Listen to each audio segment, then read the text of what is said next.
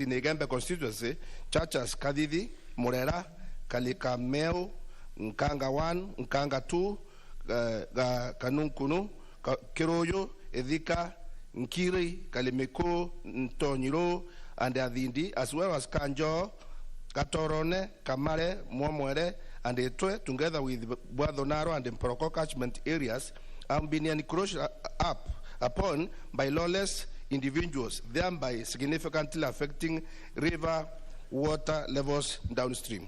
4, that the perpetual encroachment of these rivers and water catchment areas and public land have negatively affected direct users of these resources, including the Canaan Irrigation Water Project, Mwangasa Kadidi Irrigation Project, Kenya Assemblies of God, Kadidina Primary School, St. Cecilia Catholic Church Morera, Zebra Academy, and many other institutions and community projects.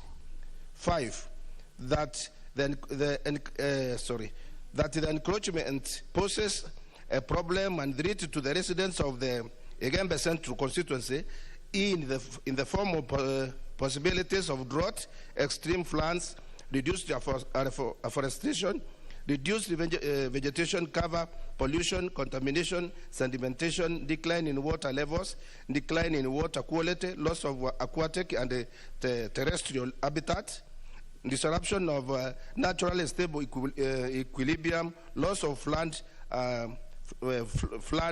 attention, reduced ecological process, and other regressive effects. 6, that despite assistance from the Deputy County Commissioner in Igembe Central and his office, efforts by the Igembe Central Environmental Conservation and Protection stakeholders, as well as Kadidi Environmental and Conservation Group, to have the matter resolved by other authorities have not borne much fruit. 7, and the matters raised in this petition are not pending in any court of law in Kenya. Now, therefore, Mr. Speaker, your humble petitioners pray that the National Assembly, through the Departmental Committee on Environment and Natural Resources, do the following. 1, investigate the matter with a view of recommending the urgent recovery and the repossession of the aforementioned rivers and the water catchments that have been encroached upon in Igembe Central constituency in order to salvage the community's ecological resources and safeguard availability of sufficient water to the residents, and 2, make any other recommendations it deems fit in the circumstances of the petition. And your petitioners will ever pray. Presented by me, Kubai Iringo, MP Igembe Central. Thank you, Mr. Speaker. The petition is referred to the Departmental Committee on Environment and Natural Resources. Next order. Order number 5, papers. Leader of Majority. Honorable Speaker, I beg to lay the following papers on the table of the House today. Tuesday, May the 11th, 2021, in the afternoon sitting. It's quite a lengthy list. Number 1, the legal notice number 54 of 2021 relation to the Public Finance Management, Equalization Fund Administration, regulations of 2021, and the explanatory memorandum from the National Treasury and Planning.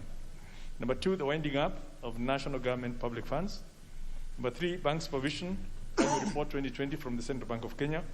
Number 4, reports and bills adopted at East African Legislative Assembly during its special sitting held from 25th of September to 15th of October 2020 in Arusha, Tanzania. A, report of the Committee on Agriculture, Tourism and Natural Resource with stakeholders on budgetary enhancement in the agricultural sector. Number B, report of the Committee on Regional Affairs and Conflict Resolution on the report of the Council on the progress made by the East Africa Community on the development of its common foreign and security policies. Number C, the budget of the East African Community for the financial year 2020-2021. Number D, bills passed being the East Africa Community Supplementary Appropriation Number 2 Bill of 2020 and the East African Community Appropriation Bill of 2020. Number 5, reports, bills and resolutions adopted at East Africa Legislative Council Legislative Assembly during its special sitting held on 6th to 26th of November 2020 in Arusha, Tanzania. Number A, the reports adopted and tabled, being a report of the Committee on Agriculture, Tourism and Natural Resource on the on-spot assessment of the activities of the Lake Victoria Basin Commission, and second, report of the Committee on General Purpose on reconsideration of the East African Community Appropriation Bill of 2020. Number B, bills passed, the Lake Victoria Basin Commission Bill of 2019, and C, bills introduced, the East African Community Livestock Bill of 2019.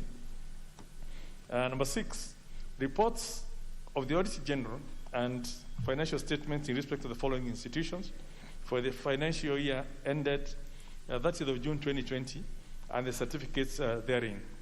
The Political Parties Fund, Office of the Registrar of Political Parties, the Petroleum Development Levy Fund, State Department for Petroleum, the Kenya Energy Sector Environment and Social Responsibility Program Fund, State Department for Energy, Government Press Fund, Independent Electoral and Boundaries Commission Staff Mortgage and Car Loan Scheme. Number F, the Roads Annuity Fund, State Department for Infrastructure. And lastly, on this category, the State Servants Housing Scheme, State Department of Housing and Urban Development. And lastly, number 7, the reports of the Auditor General and financial statements in respect to the following institutions for the year ended 30th of June 2019 and the certificates therein. A, Egerton University. B, Egerton University Investment Company. C, Privatization Commission. And lastly, D, Laikipia University. Thank you, Honorable Speaker. The Chairperson, Departmental Committee on Finance and National Planning. Vice Chair, Honorable Wayenya.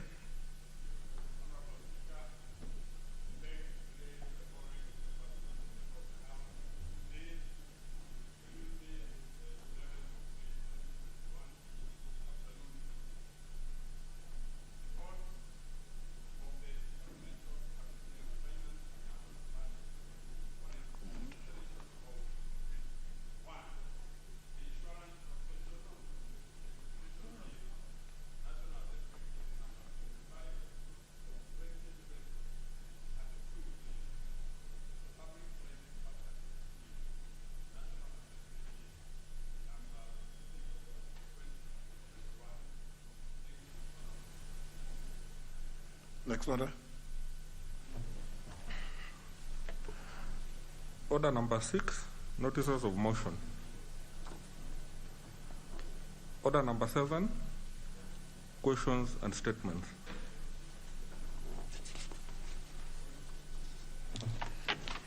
For the first segment, question by the member for Mwingi North, Honorable Paul Musiemi Nzengu.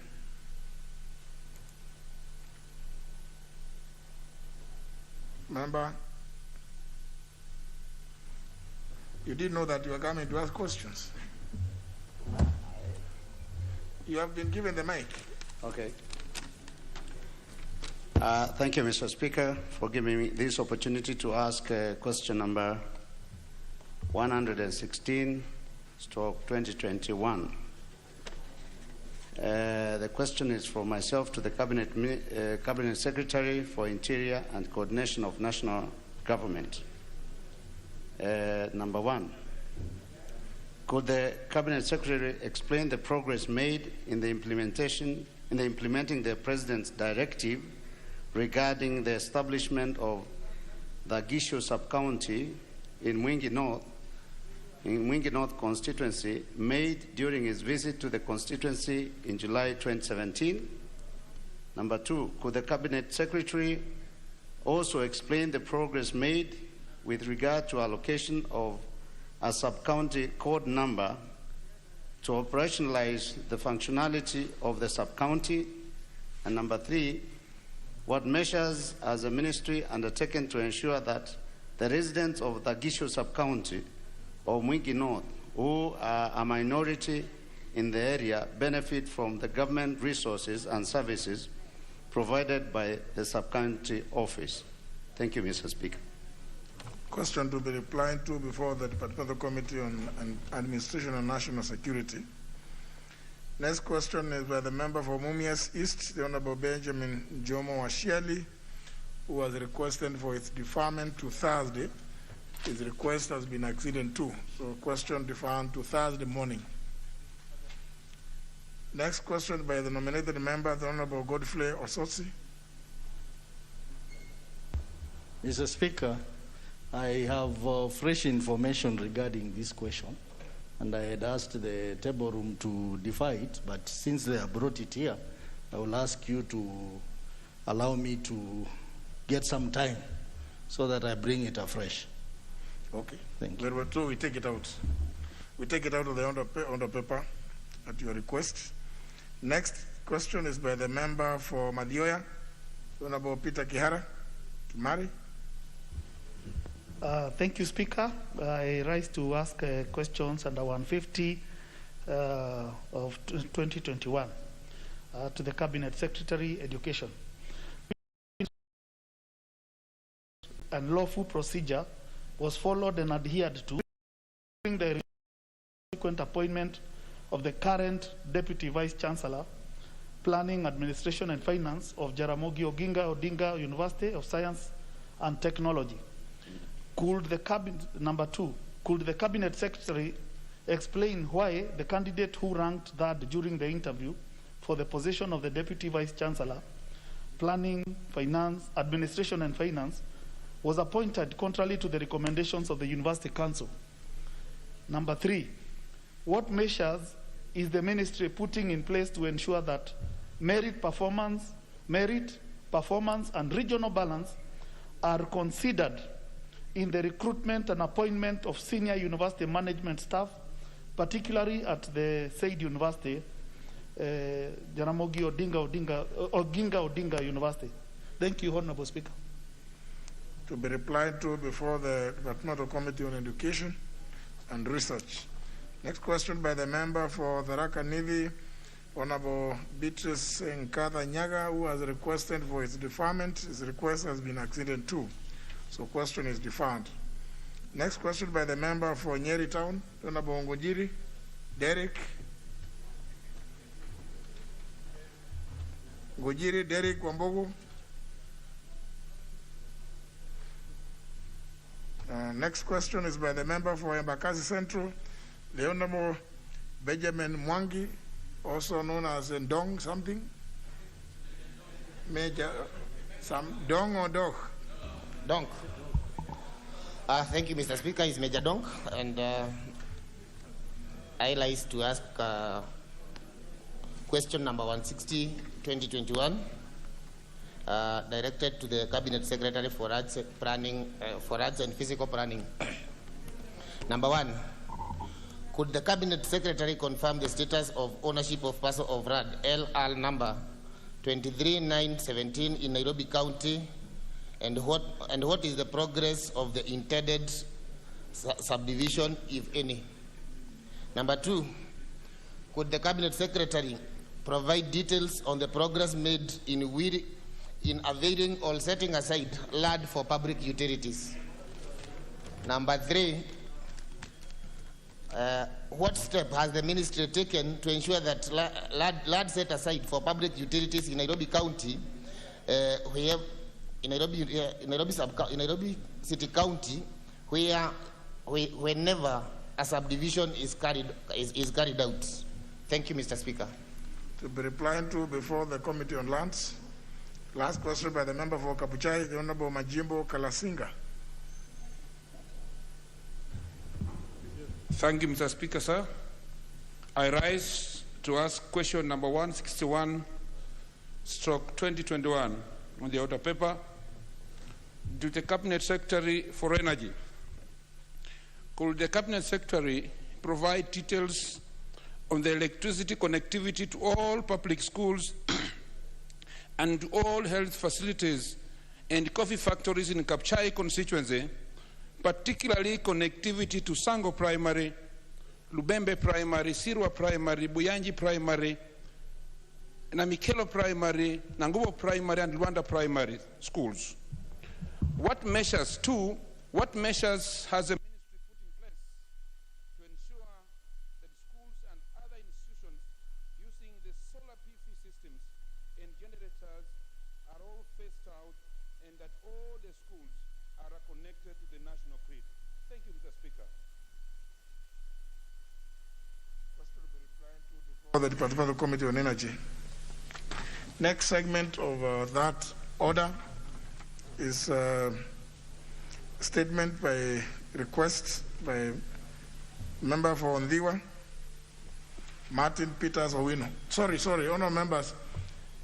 Before we go to that one, I go back to the question by the member for Nyeri Town.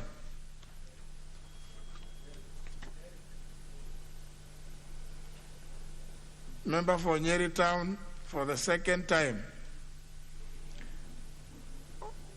Honor members, you know, when you have your question and you don't show up, and you have not either written or to the speaker or to the clerk, or even sent any of the colleagues, or leader of majority or leader of minority, or the whips, we have no option but to drop the question. So question dropped. Honorable Martin Peters. I appreciate the time, Mr. Speaker. Honorable Speaker, pursuant to Standing Order number 44.2c, I wish to request for a statement from the Chairperson of the Departmental Committee on Finance and National Planning regarding the debt ceiling in the country, and particularly the loan amounting to Kenya shillings 262 billion from International Monetary Fund, IMF. Honorable Speaker, increasingly, Kenya risks breaching the debt sustainability measures that it is a signatory to, such as the East African Economic Convergence criteria, which set debt ceilings for the region. The Kenya government has continued to borrow more loans from International Monetary Fund and other international lenders. However, the reason listed as for borrowing funds from IMF do not promote businesses that can generate foreign exchange to help settle foreign currency-based debts.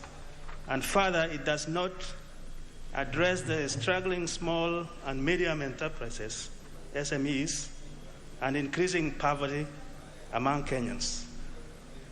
Honorable Speaker, it is on this background that I seek a statement from the Chairperson of the Departmental Committee on Finance and National Planning on the following. Number one, could the Chairperson explain how the loan amounting to Kenya shillings 262 billion from the International Monetary Fund, IMF, will be utilized and managed to reduce poverty in this country? Number two, the Speaker, could the Chairperson provide a strategic plan on how the funds will be used to support vulnerable groups during the third wave of COVID-19 in the country, and which ministries will receive such funds? Number three, Honorable Speaker, could the Chairperson explain how the monetary loan will be used to reduce the country's debt vulnerability, and further provide details on how the conditions set by the IMF will impact economy, and in particular matters related to taxation in this country?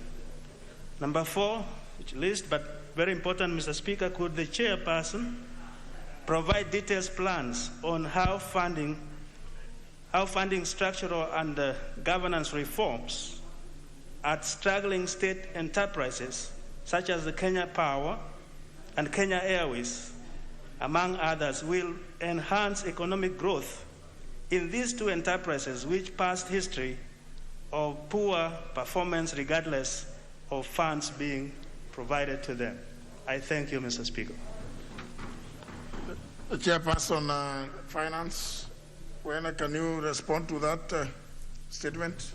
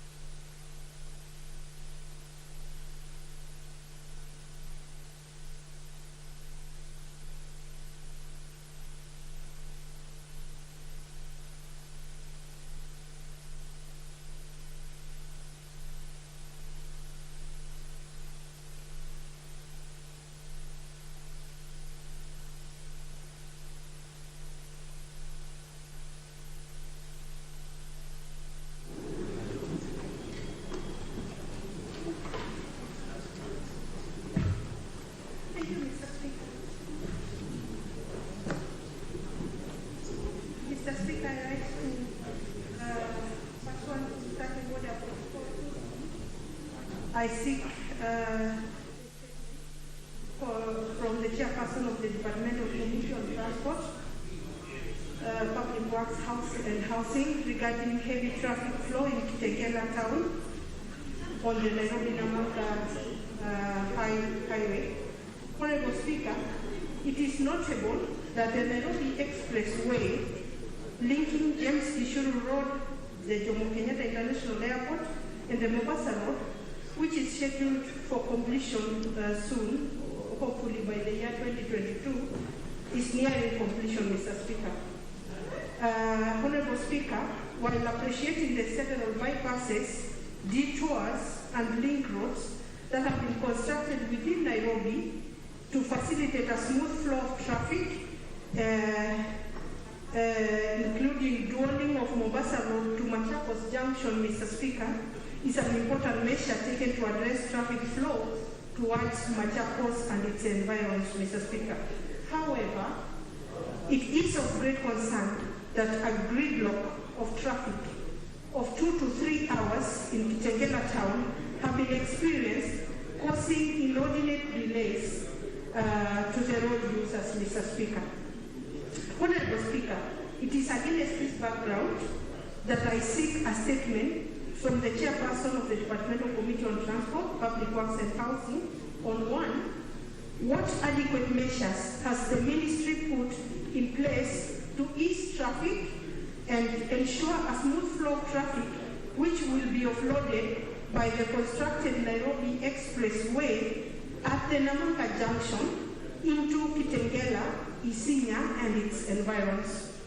Could the Cabinet Secretary consider constructing a footbridge or a flyover at the Kitengela town to facilitate the crossing of pedestrians and ease traffic flow on the highway, thus preventing loss of lives through accidents, including for school-going children? Thank you, Mr. Speaker. Well, your question.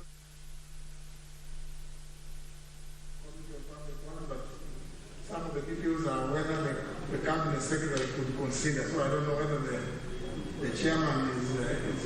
Maybe he can assume the role of the Cabinet Secretary. Honorable, proceed. Nothing is out of what I'm sure on this. Or is it about? It's about America, Magoko. Usually, is there something out of order, or is it just what to be heard also as saying that there is a heavy traffic jam? Honorable Macau, let's hear the point of order. Thank you, Mr. Speaker. I thank you so much. Mr. Speaker, I listened to Honorable Felix Tobiko, and it really touched my heart.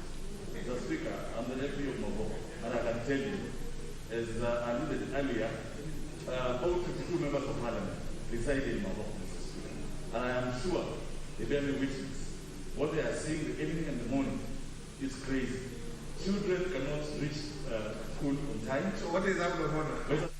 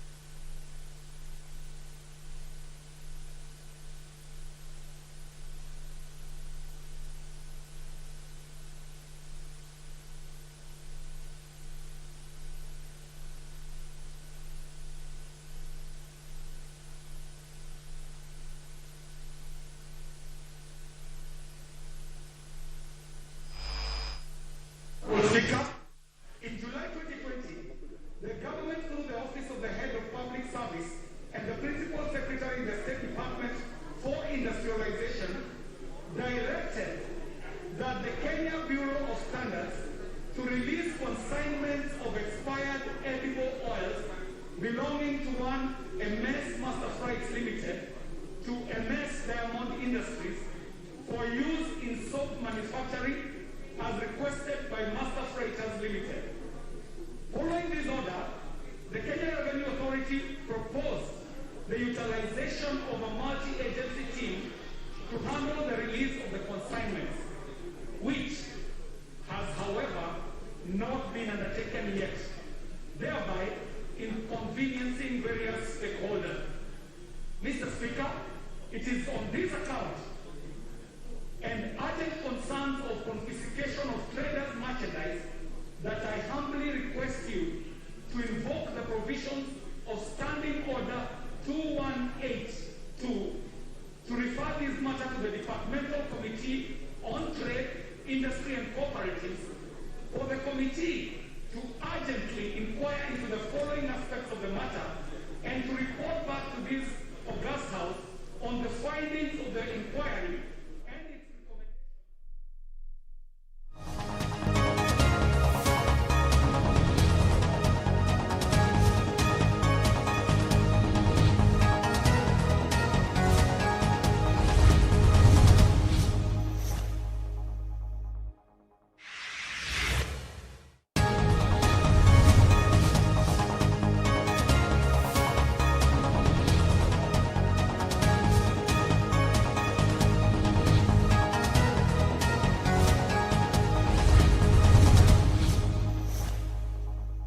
article based on the two decisions which are here. And you remember Speaker Kindike made what was called a landmark ruling, where he said we cannot obey court orders. That is on record. That is on record. And I believe on questions of human rights, they are so fundamental, they are so central to our system of constitutionalism, that whenever there's an allegation, even a threat to a violation of fundamental rights, the courts can intervene. I remember in South Africa where the parliament in South Africa was trying through committee a member of the minority party, which was the Nationalist Party, the Democratic Party. And parliamentarians say, no, you can disregard court orders. We want to kick that member of parliament out. But the High Court sitting in Cape Town intervened, and parliament was injuncted. So what I want to say, Mr. Speaker, we got to be consistent. We should settle this question, whether court orders matter or they don't. That question we have not settled. So when it pleases us, we say there's a court order. When it doesn't please us, they say court orders can go to hell. We have to be consistent. Number two, Mr. Speaker, we have now two sets of documents. A letter from the lawyer purportedly serving your office with a court order. And that letter is dated today. And there's another letter dated, I think, 10th of March. I can't read it properly. Now, all these papers should be placed before you. And I have a lot of sympathy for Senator Mwaura. I can even go and intervene for him in court, just like I intervened in the case of Senator Wetangula when he was being removed maliciously. And in fact, that one he was being removed by an order of the court. And we argued and said that the court order was not good enough for his removal. And I think Senator Wetangula would confirm that. And even this time, I am ready and prepared. Last week I made a speech here and say, you got a right to protect me and I also have to protect you. So this is one of our own. We should find a better way of protecting him. Now, Mr. Speaker, the only problem that you have now is that there's a Gazette notice And Senator Waku will tell you, in law they would say you are functus officio. The law does not allow you to recall your decision in matters like this when it is already gazetted. But I think I know how this decision can be recalled, not by you. No, because it's a functus officio. Yeah, he can't. That's a fundamental principle of law. Once you have made a decision, and I think Professor Ngindiki knows that in these circumstances you're a functus officio. You cannot pretend to be doing anything. You'll be in a lot of trouble, even you, if you are to revise this decision, which you have already made and is gazetted. So what I will plead with, and I had a little discussion with Senator Mwaura outside. Let me be open. And I told him exactly what should be done. But pleading here with you, I think is lamentation in these kind of circumstances. I think you better get all the papers, see when you are served. Was it before this Gazette notice? And the order of stay, what does it say? Is it staying your decision? Or what is it staying? So we need to get all these details for you to make a decision. But I plead that we should sit together, because Mwaura is one of our own, to find a way to help. But we are not going to help by pleading with you when the thing is already in the Gazette notice. Not even the President of the Republic of Kenya can do that, by the way.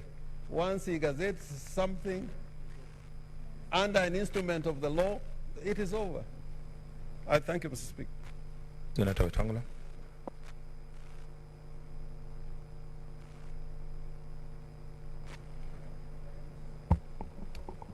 Can you?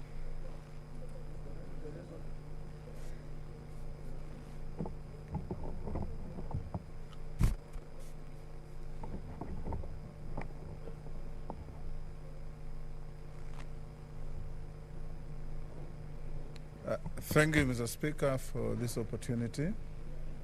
I want to join my colleagues who have extended a heart of sympathy to Senator Mwaura, who is fallen victim of the implosion in his party. Mr. Speaker, Senator Orengo has put it very well. When I was maliciously pursued to the extent where the Supreme Court directed that my name be struck off the voters' roll and directed IBC to effect the order. First, my case is slightly different. Nothing was gazetted. But we went to the IBC. They formed a tribunal chaired by lawyer Letangule, Mrs. Mahiri Shaja, and there's the gentleman from the coast. What is his name, Faki? Alawi. And they made a decision that was probably more sound than decisions we get from the High Court. And they protected my rights. My rights, having won openly and convincingly in an election, to be taken away by some malicious pursuit. And Mr. Speaker, in this particular case, I share the same views with Senator Orengo. One, you've made a communication from the chair, which you say you have been advised by Senate lawyers, and you have quoted a Gazette notice. Mr. Speaker, I can tell you that in law, if you try to reverse your decision, you'll be in serious trouble. Serious trouble. And I don't think you have made that communication either maliciously or ignorantly, because you have quoted the Gazette notice. What I want to advise Senator Chariot, my good friend, Senator Murkomen, who can give pro bono services to Senator Mwaura, my distinguished colleague Kindiki, a fine lawyer in his own right.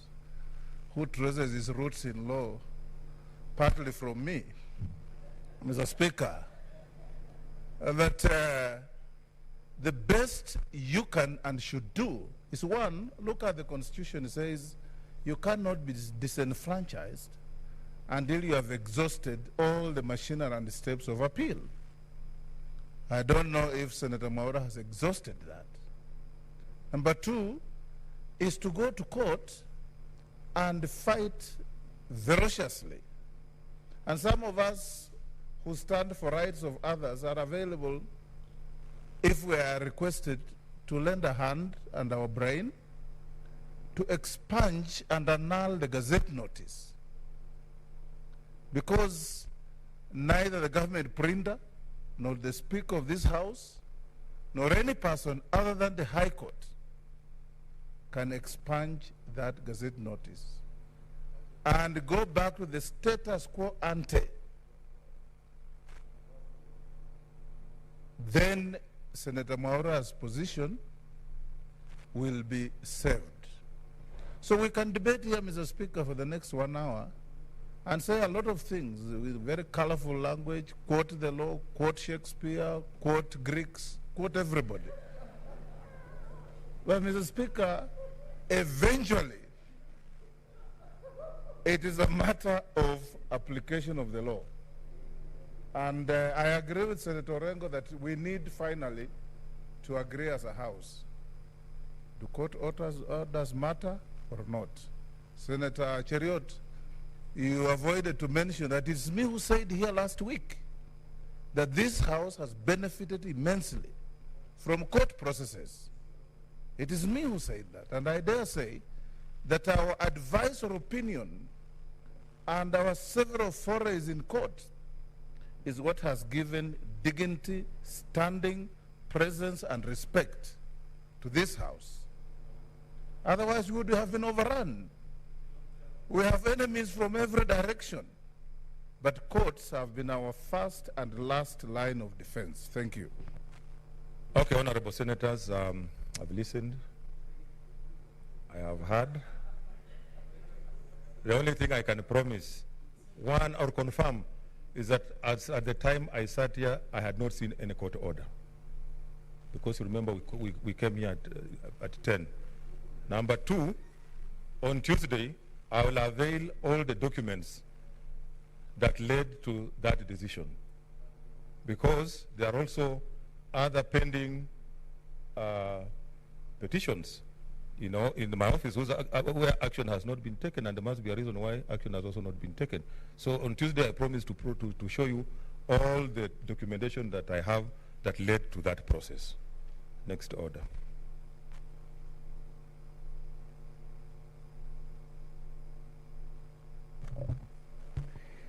Order number 13, the Prompt Payment Bill, Senate Bills number 16 of 2021, first reading. A bill for an act of parliament to provide for prompt payment for the supply of goods, works or services, and for connected purposes.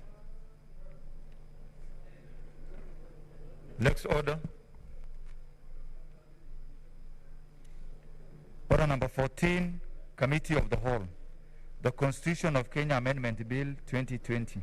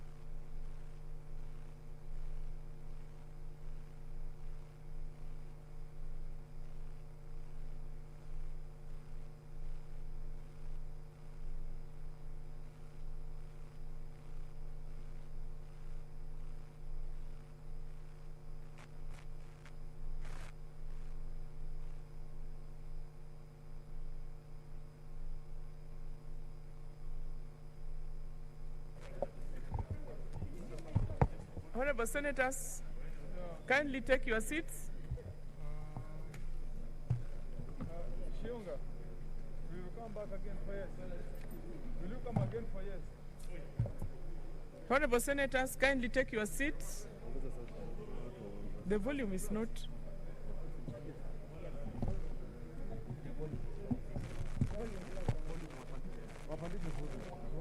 Honorable Senators, kindly take your seats. Take your seats. We are now in the committee of the whole to consider the constitutional amendment, the Constitution of Kenya Amendment Bill 2020. Kindly take your seats. Honorable Senators, order.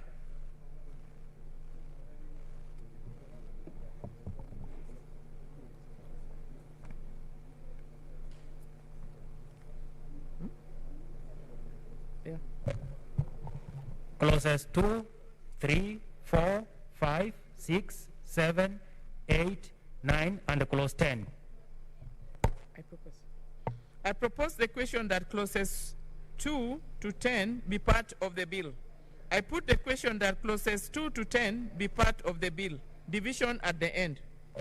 Clauses 11, 12, 13, 14, 15, 16, 17, 18, 19, and clause 20. I propose the question that clauses 11 to 20 be part of the bill. I put the question that clauses 11 to 20 be part of the bill. Division at the end. Clauses 21, 22, 23, 24, 25, 26, 27, 28, 29, and clause 30. I propose the question that clauses 21 to 30 be part of the bill. I put the question that clauses 20 to 30 be part of the bill. Division at the end. Honorable Senators, kindly, if you need to communicate, kindly do it in You could call them by name. Senator Malala and Senator Kajwang. We need some order, please. Next order. Clauses 31, 32, 33, 34, 35, 36, 37, 38, 39, and clause 40. I propose the question that clauses 31 to 40 be part of the bill. I put the question that clauses 31 to 40 be part of the bill. Division at the end. Clauses 41, 42, 43, 44, 45, 46, 47, 48, 49, and clause 50. I propose the question that clauses 41 to 50 be part of the bill. I put the question that clauses 41 to 50 be part of the bill. Division at the end. Clauses 51, 52, 53, 54, 55, 56, 57, 58, 59, and clause 60. I propose the question that clauses 51 to 60 be part of the bill. I put the question that clauses 51 to 60 be part of the bill. Division at the end. Clauses 61, 62, 63, 64, 65, 66, 67, 68, 69, and clause 70.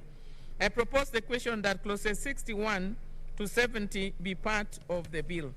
I put the question that clauses 61 to 70 be part of the bill. Division at the end. Clauses 71, 72, 73, and clause 74. I propose the question that clauses 71 to 74 be part of the bill. I put the question that clauses 71 to 74 be part of the bill. Division at the end.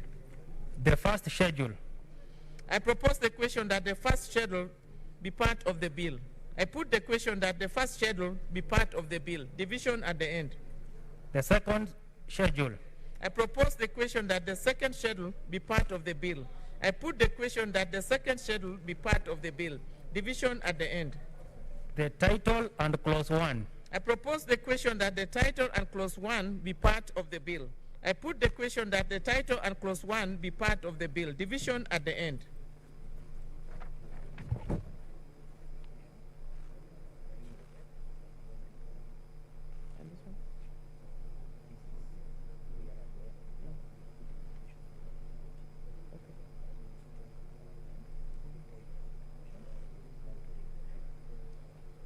Honorable Senators, we are at the end of the clauses. I would advise that the bell be rung for, the division bell be rung for 2 minutes. Is that okay?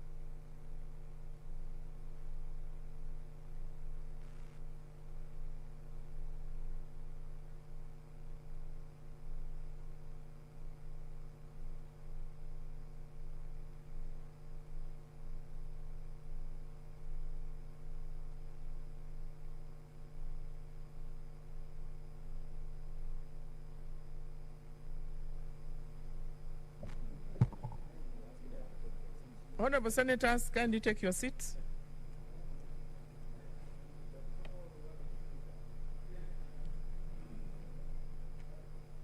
Honorable Senators, as the Speaker had ruled in the morning that there will be no amendments, so we proceed directly to put the question. Is that okay? I put the question that clauses 2 to 74, the first schedule, the second schedule, the title, clause 1 be part of the bill. Division.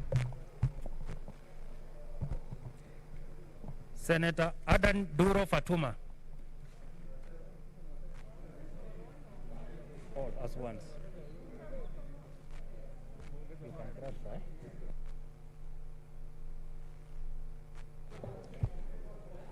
Pardon?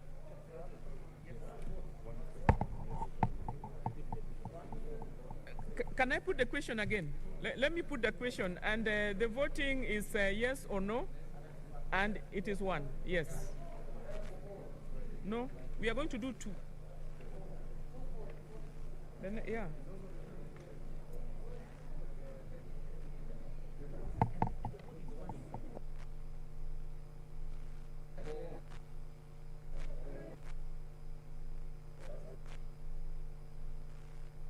Honorable Senators, you vote once, and I want to put the question again.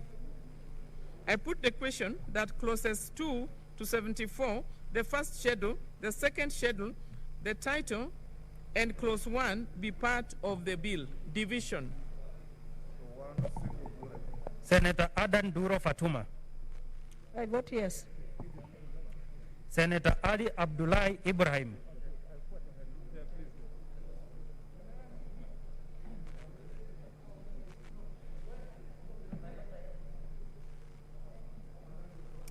Senator Boy Isa Juma. I vote yes. Senator Jabeni Masi.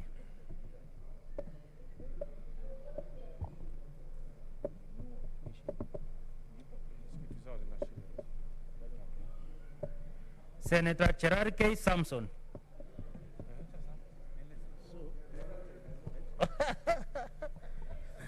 Madam Chair, I vote no. Senator Cheriot Aaron Kipkuru. Kericho County votes no. Senator Gona Christine Zawadi.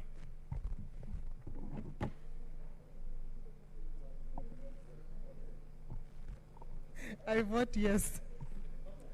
Senator Haji Abdikadir Muhammad.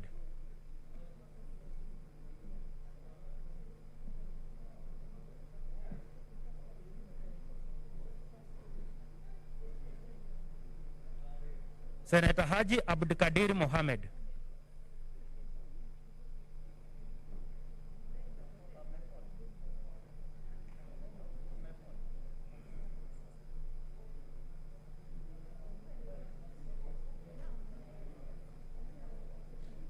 He's muted.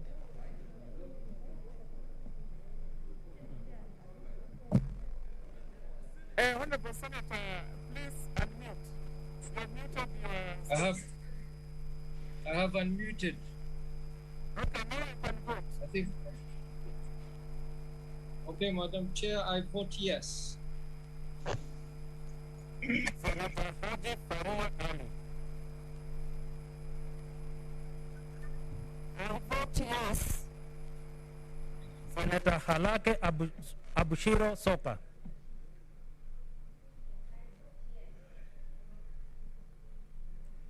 Senator Harigura Godana.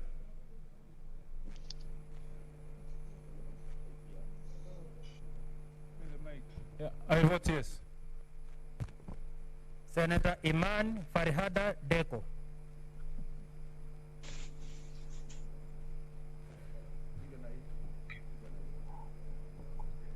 Madam Chair, I vote no. Senator Imana Marakai Charles Ekal.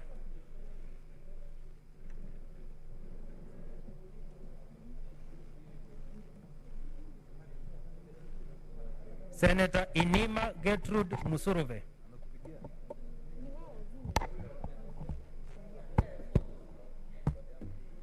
Senator Musuruve votes yes.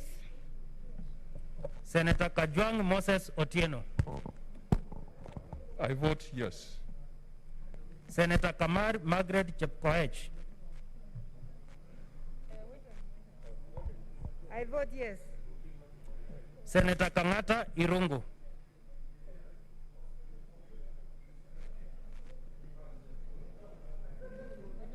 Mr. Chair, Madam Chair, Moranga should have gotten 3 new constituencies, so I vote no.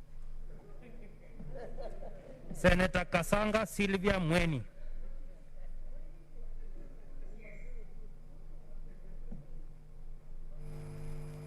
Senator Hanir George. Madam Chair, can I be heard? Peter? Can you? Okay. For and on behalf of the people of Vihiga, I vote yes. Senator Kibiru Charles.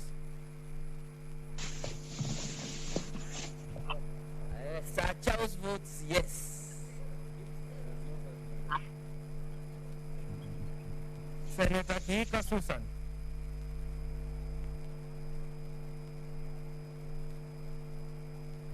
Senator Kibiru Charles.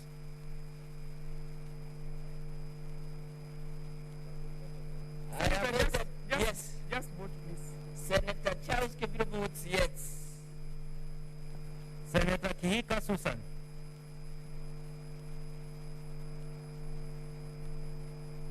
Senator Kilonzo Mutura Jr. Makueni votes yes. Senator Kimani wa Matangi. Madam Speaker, I vote yes. Senator Kindiki Kithure. I vote no. No, Mr. Speaker. Mr. Senator Chair. Kirinyaga Ephraim Mwangi Maina. I vote yes. Senator Langat Christopher Andrew.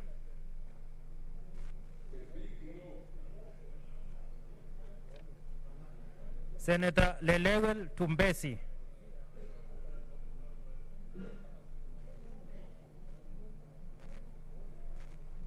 I vote no. Senator Linturi Mithika.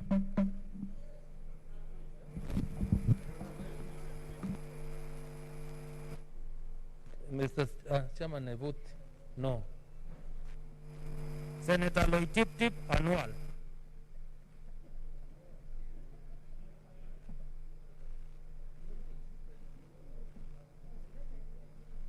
Senator Locorio Petronira Were.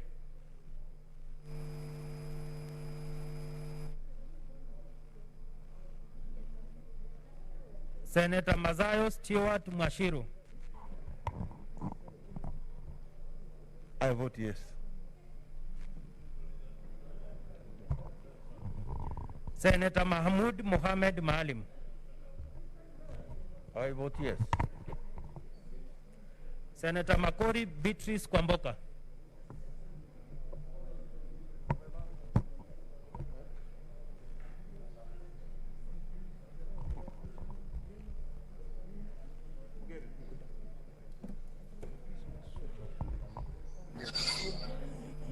I know you. I know you. Senator Makori Beatrice Kwamboka. I vote yes. Senator Marala Kilofas Wakungu.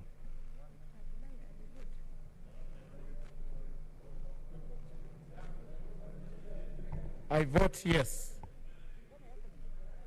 Senator Masisa Naomi Shiyonga. Madam Chair, I vote yes. Senator Mbito Michael Malinga. Vote yes. Senator Mbogo George Ochiro Ayako. I vote yes.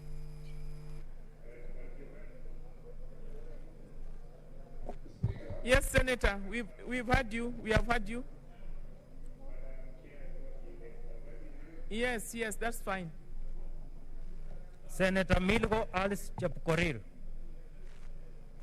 Madam Chair, I vote yes. Senator Mugeni Eric Okongo. Madam Chair, I vote yes.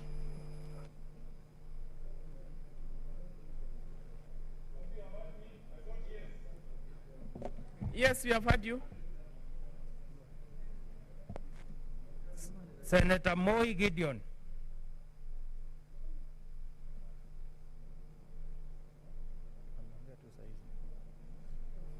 Senator Mupayei Philip Salau.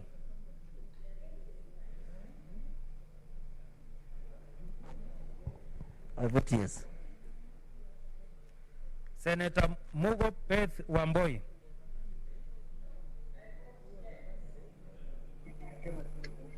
Senator Murkomen Kipchumba.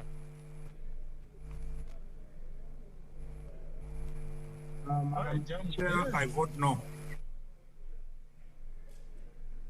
Senator Mudhama Agnes. Madam Chair, I vote yes.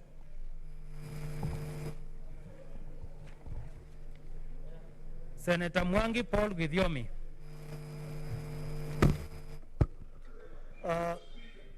Madam Chair, I vote yes. Senator Mwaruma Jonas Mwasushe.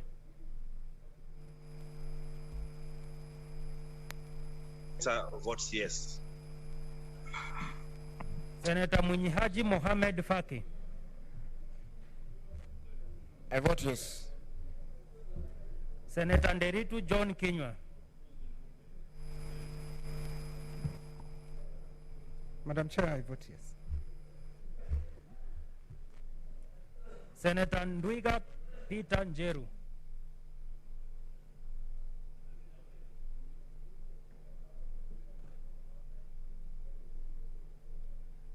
Senator Nyamunga Rose. I vote yes.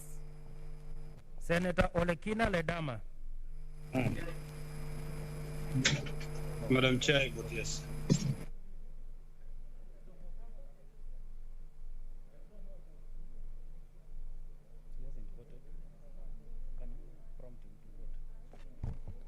Senator Olekina, kindly vote again. We did not capture you. Kindly vote. Madam Chair, I vote yes. Senator Manga Millicent.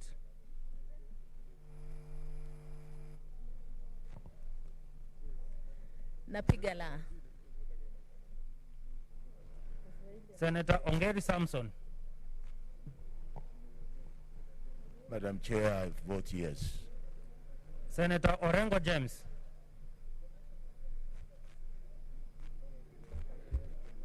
Madam Chair, I vote yes. Senator Outa Frederick Otieno.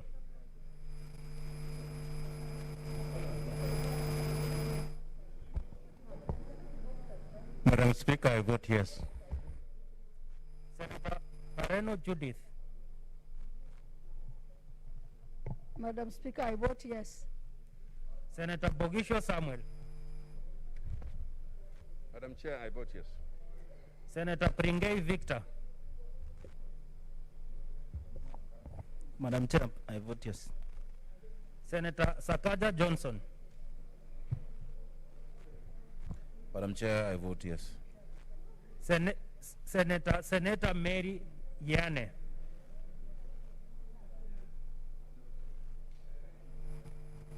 Madam Chair, I abstain. Senator Wako Amos. I vote yes. Senator Wambua Enoch.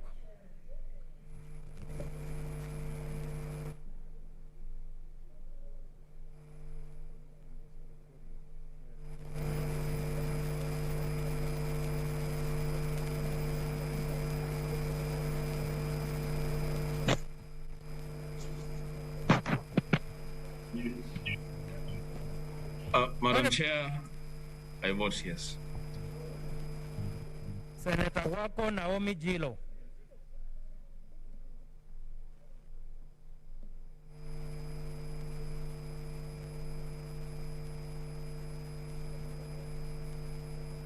Senator Wario Wolich Juma.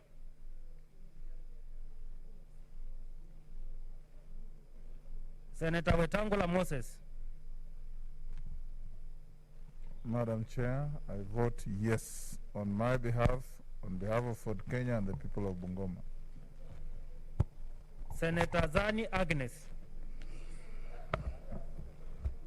I vote yes.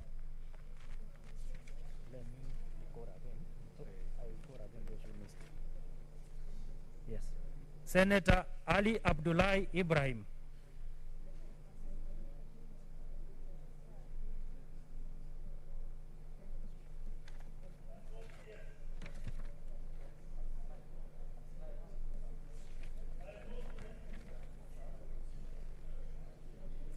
Senator Imana Malachi Charles Ekal.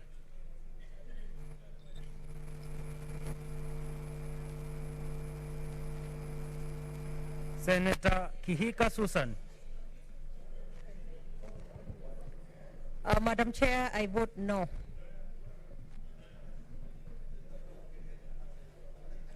Senator Loitip Tip Anwar.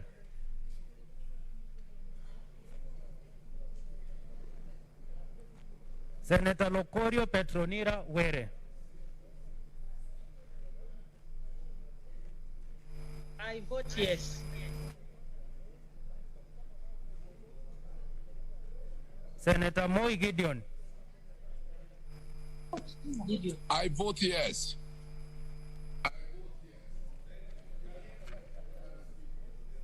Yes, Senator, we have heard you. We have heard you.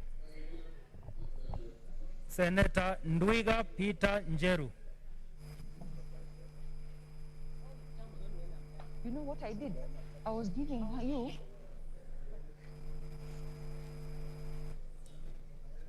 Senator Wako Naomi Jiro.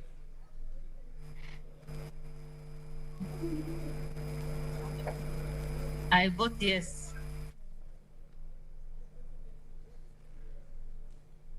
Senator Wario Walid Juma.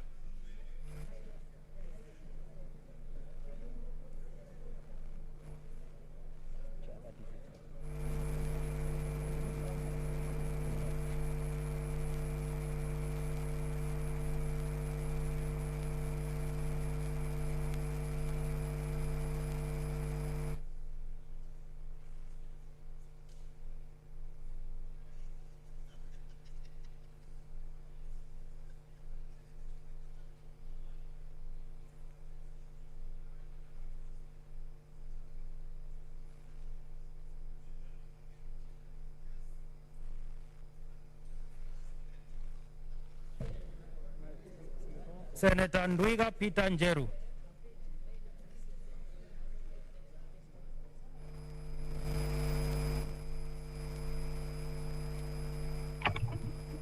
Hello. Madam Chair, I vote yes. Thank you, Senator. We've heard you. We've heard you. It's okay.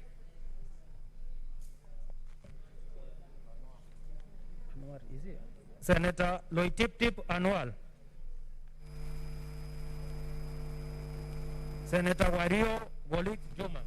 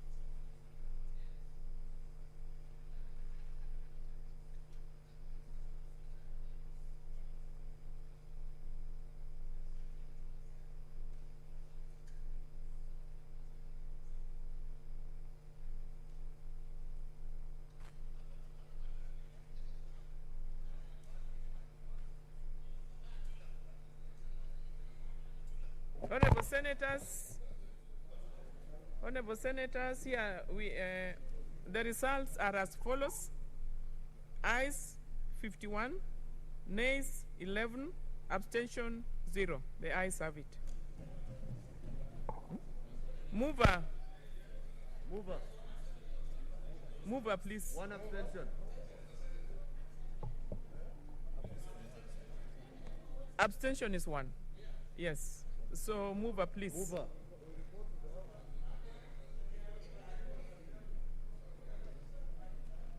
So, I'll go and report. Wait. Then I put. Mover. I'll report this one.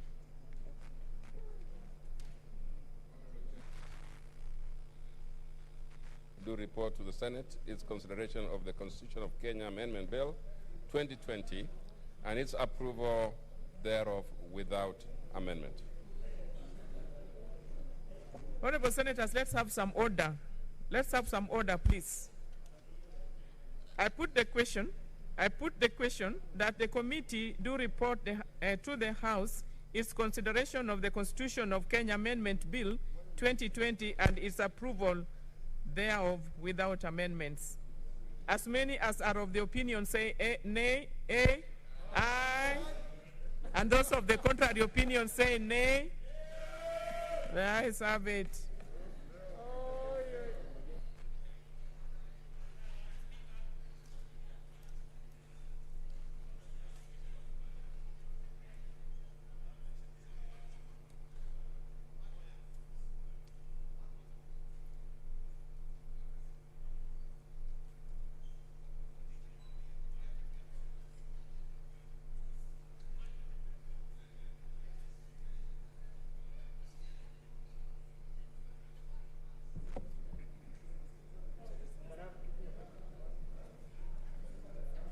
Honorable Senators, order. Honorable Senators, we are now have resumed the House for reporting. Chairperson.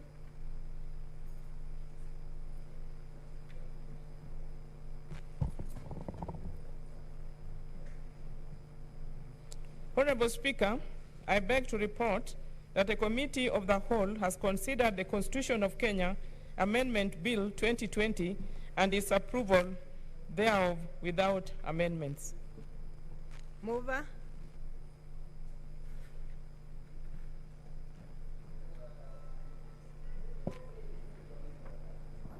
The Honorable Speaker, I beg to move that the House do agree with the committee in the said report and ask Senate Minority Leader to second. Minority Leader. Madam Speaker, I beg to second. Honorable Senators, I now propose the question that the House do agree with the committee in the said report. Honorable Senators, I now put the question that the House do agree with the committee in the said report. Will as many as of that opinion say aye? Aye. Will as many as of the contrary say nay? The ayes have it.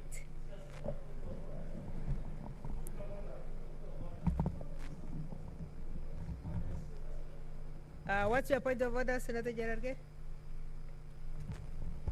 Mr. Speaker, out of curiosity, Madam Speaker, out of curiosity is that there are people who are voting virtually. How will we know how they are voting?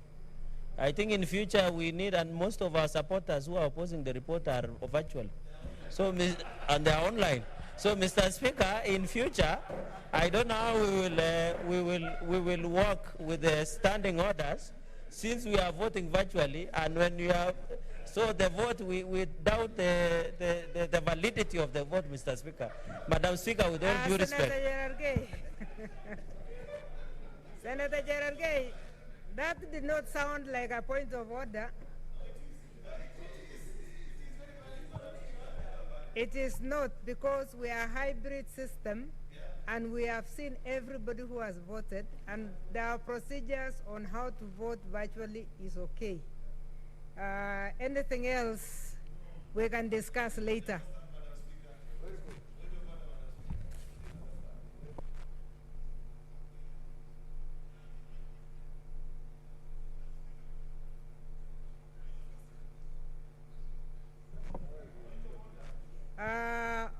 Honorable Senators, next order. Order number 15, the Constitution of Kenya Amendment Bill 2020, third reading. Honorable Senators, we are going to again go into a roll call vote. The mover.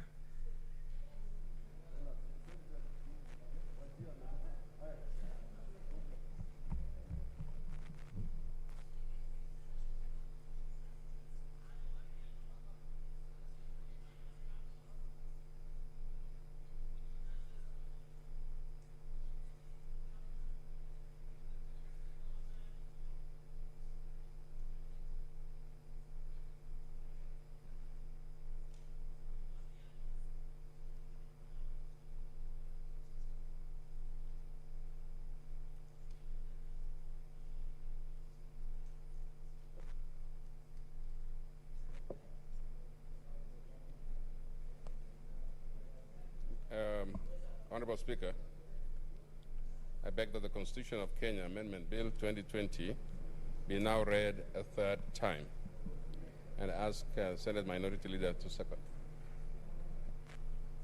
Senate Minority Leader. Madam Speaker, I beg to second that the bill be read a third time. Thank you, Senators. Honorable Senators, I will now propose the question that the Constitution of Kenya Amendment Bill 2020 be now read a third time. Honorable Senators, I will now put the question. Order, Senators, can you consult in low tone so that we can proceed? Honorable Senators, I now put the question that the Constitution of Kenya Amendment Bill 2020 be now read a third time. We will do roll call voting.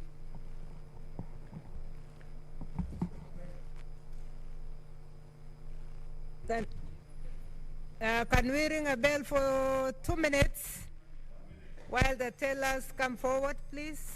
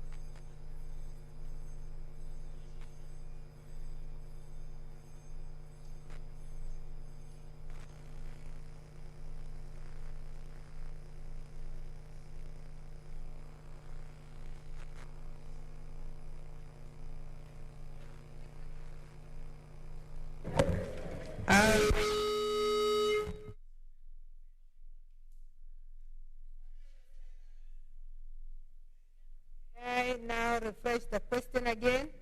I put a question that the Constitution of Kenya Amendment Bill 2020 be now read a third time, and we'll do roll call voting. Senator Adan Duro Fatuma. I vote yes. Senator Ali Abdullahi Ibrahim.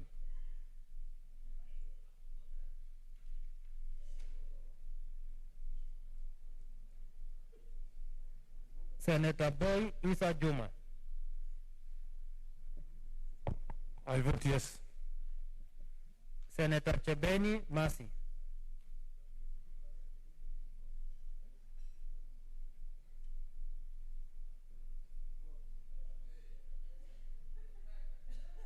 Senator Chebeni Masi.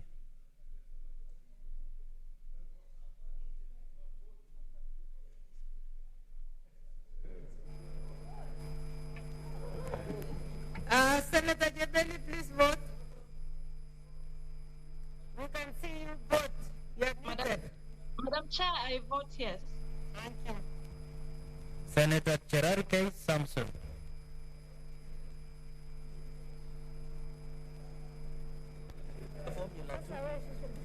Social distance kidogo. I, Cherargei Kiprotich Samson, on behalf of the beloved people of Nandi County, and in the spirit of Koitalelarab Samoe and Jean Marie Soronei, I vote no to this deception. Senator Cheruiyot Aaron. Madam Speaker, on behalf of the people of Kericho, we say no to this attempt at mutilation of our constitution. Senator Gona Christine Zawadi. Madam Speaker, I vote yes. Senator Haji Abdikadir Mohammed.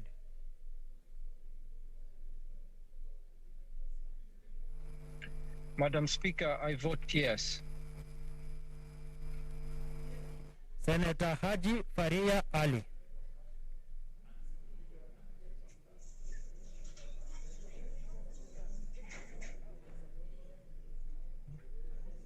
I vote yes. Senator Alake Abishiro Soka. Madam Speaker, I vote yes. Senator Harigura Godana. I vote yes. Senator Iman Falhada Deko. I vote no. Senator Imana Malakai Charles Ekal.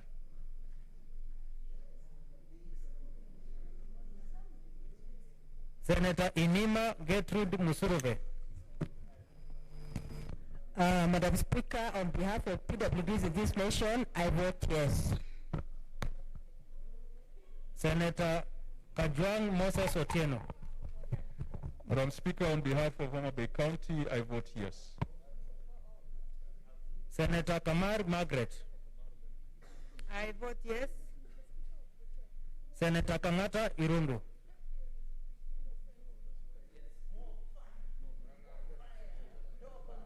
Yes, Madam Speaker, taxes will be increased to support a double-decker parliament. 20 billion extra shillings will be needed to support new institutions which are being created by BBI, and therefore I vote no, because Moranga businesses will be overtaxed. Senator Kasanga Sylvia. Madam Speaker, Senator I vote Kasanga, yes. vote. Yes. Have you voted? Vote. Can we hear your voice? She has said yes. Honorable Senators, please be quiet so that we can hear people online. She has...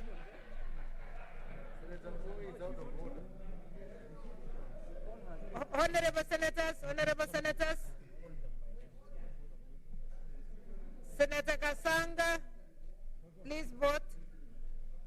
Madam Speaker, I vote yes. Thank you. Honorable Senators, please take your seats so that we can hear those online. Thank you. Senator Haniri George. Madam Speaker, for and on behalf of the great people of Vihiga, I vote yes. Senator Kibiru Charles. Can I also vote for Merus? Kirinyaga votes yes. Senator Kihika Susan. Madam Speaker, I vote no. Senator Kilonzo Mutula Jr.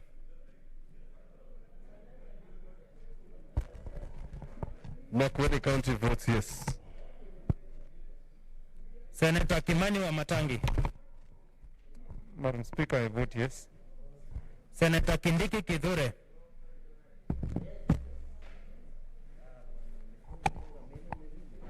Madam Speaker, certainly I vote no.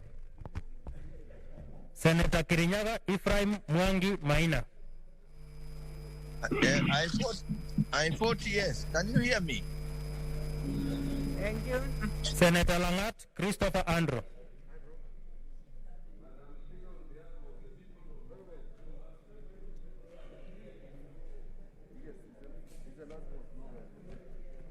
Senator Lelewel Tumbesi. Madam Speaker, on behalf of the people of Samburu, who will lose 1.3 billion when this bill passes, I vote no. Senator Linturi Mithika. And definitely no. Senator Loitip Anwar. Senator Locorio Petronira Were. Is Loitip online? On behalf of the women of Kenya, the people of Busia County, and the people of Baringo County, I vote yes. Senator Masayo Stewart. I vote yes. Senator Mahmoud Mohamed Maalim. I vote yes. Senator Makori Beatrice Kwamboka.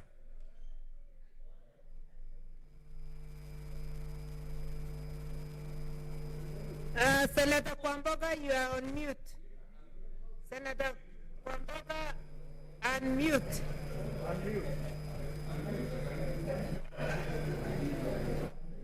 Unmute.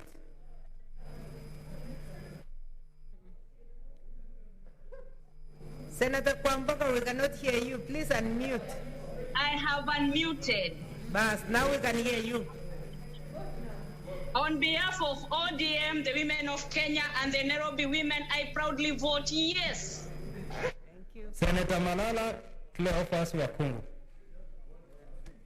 I vote yes. Senator Masisa Naomi Shiyonga. Come and sanitize this thing. Well, I want to sanitize. Let's continue while we wait for sanitizer. Okay.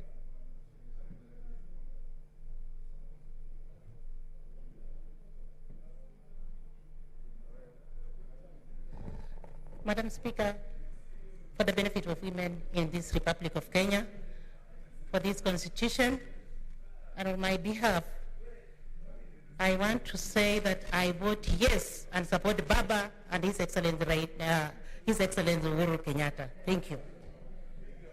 Senator Mbito Michael Malinga.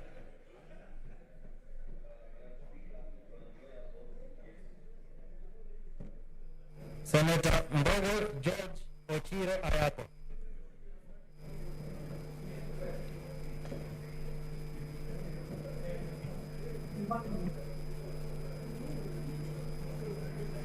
Senator Ayako, please unmute. We can't hear you.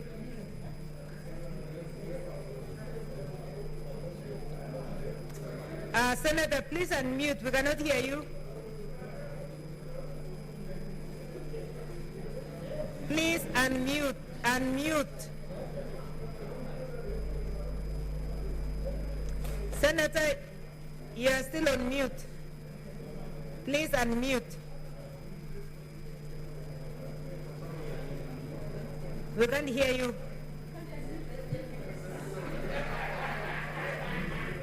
Senators, please take your seats and... Senator Ochilo, we cannot hear you. Please unmute.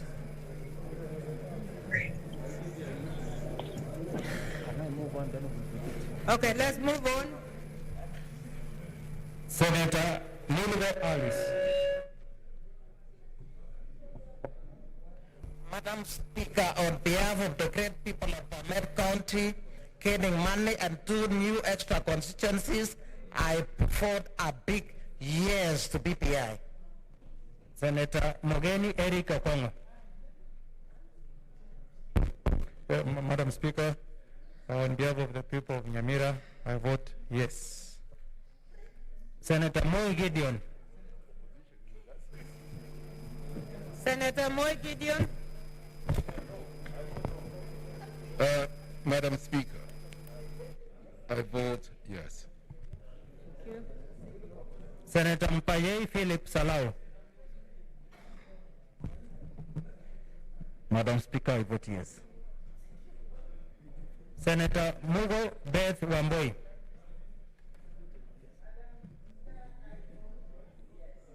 Thank you. Senator Murkomen Kipchumba.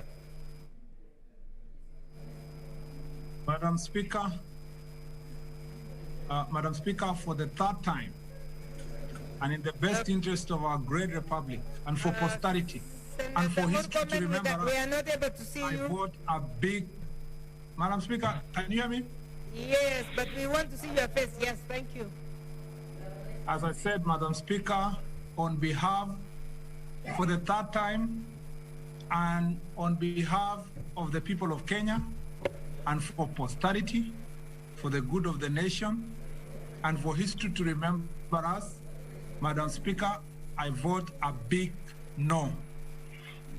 Thank you. Next. Senator Mudama Agnes. Madam Speaker, on behalf of the people of Machakos, we have received 3 constituencies and we cannot afford to lose them, and many other benefits. I vote yes. Senator Mwangi Paul Widyomi. Madam Speaker, I vote yes. Honorable Senators, please, your consultations must be low enough for those online to be heard. Please. Senator Ngaruma Jones Masushe. Madam Speaker, Taita Taveta votes yes. Thank you. Senator Munyihaji Mohamed Faki.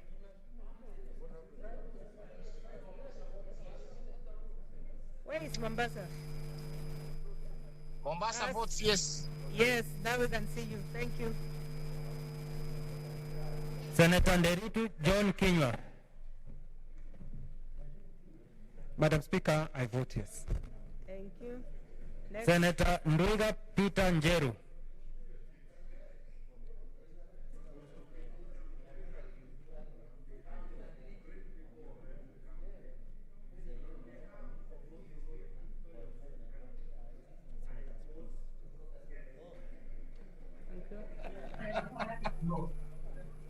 Senator Nyamunga Rose. Madam Speaker, on behalf of the people of Kisumu, I vote yes. Senator Olekina Ledama. Madam Speaker, once again, this being a bill by popular initiative, I'm confident that the vote of consciousness lies not with me, but with the registered voters who shall have their say in the referendum. I exercise my duty on behalf of the County of Narok by passing this bill to the voters, and thus I vote yes. So what are Senator Ledama, we have not had your vote. Madam Speaker, once again, I say this is not a conscious vote, but rather a vote which consequences lies not with this House, but don't the people repeat of everything. Kenya. We have had everything So except the vote. my right, and I'm voting yes to pass this bill to them, for them to determine their future in the referendum. So I vote yes. Yes, voted yes. Senator Omanga Millicent. Kwa niaba ya walalahoi, kwa niaba ya wanyonge na mahasla wa Kenya hii, napiga la. Oh, na single mothers.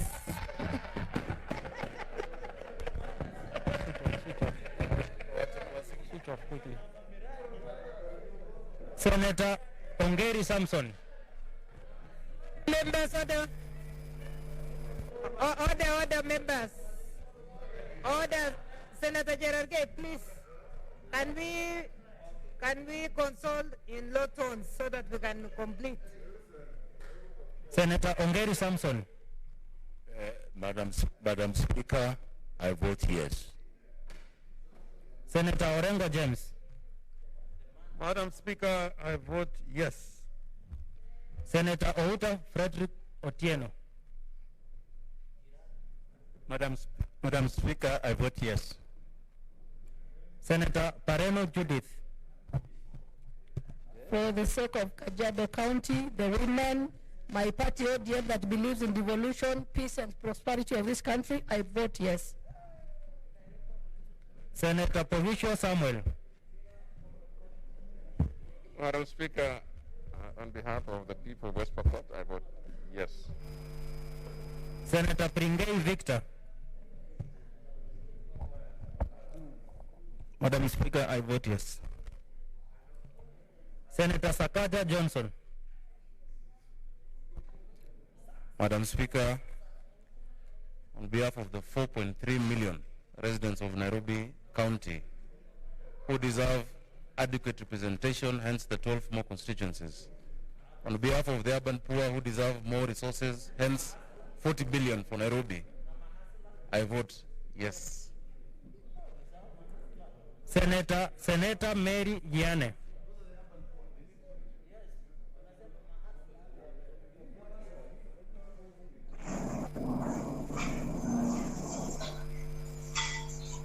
Senator Wako Amos.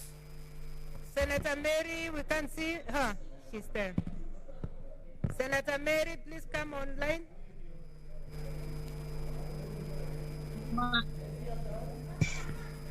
Yes, please. All the members want to listen. Speaker, I choose to abstain. Thank you. Next. Senator Wako Amos. Madam Speaker, I vote yes. Senator Wambua Enoch. Madam Speaker, because a decision has been made that the final decision on the fate of this bill lies with the people of Kenya. So to facilitate a smooth passage of this bill to the final decision makers, Madam Speaker, I vote yes. Senator Wako Naomi Jiro. I vote yes.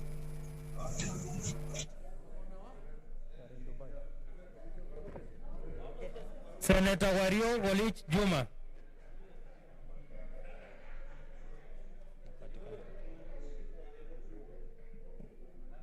No. Senator Wetangula Moses.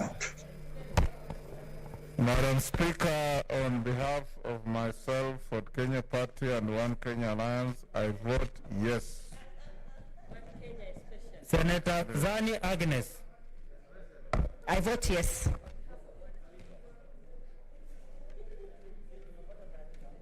Senator Ali Abdullahi Ibrahim.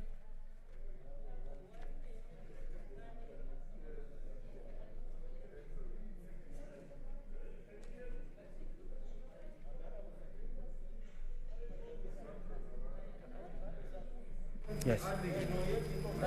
Yes. Senator Ali, you seem to be muted. No, Please I'm not unmute. muted, Madam. I don't know what's happening, but mine is yes. Why? Senator Imana Malakai Charles Ekal.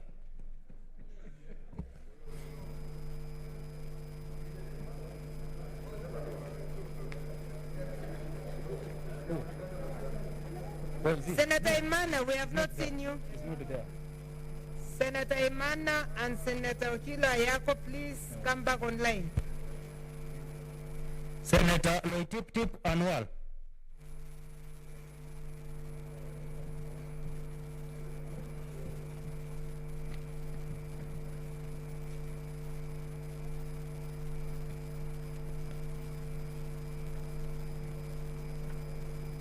Senator Mbogo George Ochiro Ayako.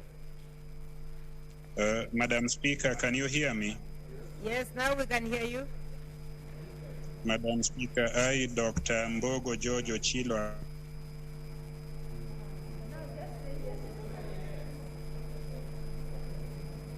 Ayako of Migori County, self, and of Kenyans. Madam Speaker, can you hear me? Yes, now we can hear you. Have you heard me, Madam Speaker? Senator, just vote. We are here. You are clearer. Madam Speaker, point of order. Ayako of Migori County. Senator Ayako, can you vote, please? Madam Speaker, are you able to hear me? Yes. Can you vote? Senator Yago, vote. Hear me? Yes. Vote yes, Madam Speaker, on Thank behalf you. of... Thank you. Emana, if you're online, please come forward. Don't do narrative, just vote. Emana and Anwar. Madam Speaker. Is that Anwar? This is Senator Wario. Waria, we took your vote. We had you. Thank you. It's Senator Okay, thank Emana you. we are looking for if you are in the same room. Madam Speaker, hope you heard me. Senator Anwar, last chance. No, then Senator Emana, last chance.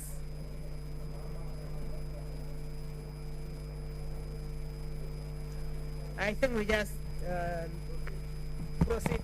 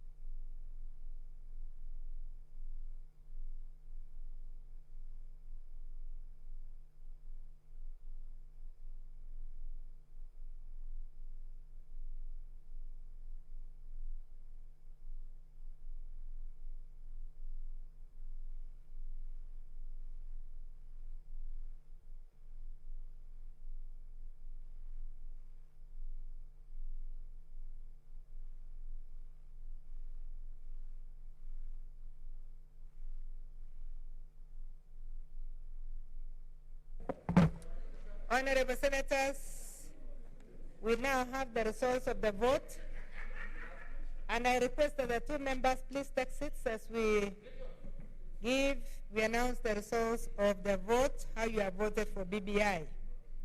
Honorable Senators, the ayes 51, the nays 12, abstention 1. The ayes have it. A bill for an act to amend the Constitution by popular initiative. Thank you. I see a point of order from Senator Ongeri. Speaker, I just wanted to comment that we've done this voting in solidarity with what we think the BBI is putting on the table. And I just plead at this stage, Madam Speaker, that we have made some very relevant comments, particularly in my area where we brought out one of the most deserving constituencies that needs to be split into two, that's Bobat's constituency. And I plead that when this goes to the second stage, third and fourth stage, that may be considered as an appropriate, because it's a very large population and they will largely benefit, and they will hugely benefit from this split. and it will be a good thing to do, because both in terms of statistics, Kenya National Bureau of Statistics, in terms of proposal, that was captured, and we'll be very happy to see that captured in the forward. Thank you, Madam Speaker. Thank you. Last point of order is from Senator Mogeni. Did I see something, Senator Mogeni? Yes. Yes, Madam Speaker, I just wanted to give some words of comfort to my good friend, Senator Professor Sam Ongeri, that once we have enacted this bill, it will go as it is, but maybe in future, in another 10 years, when we review the constituencies, maybe we can think of Kisii. But this one now is cast in stone, Prof. It will go as it is. Thank you, Madam Speaker.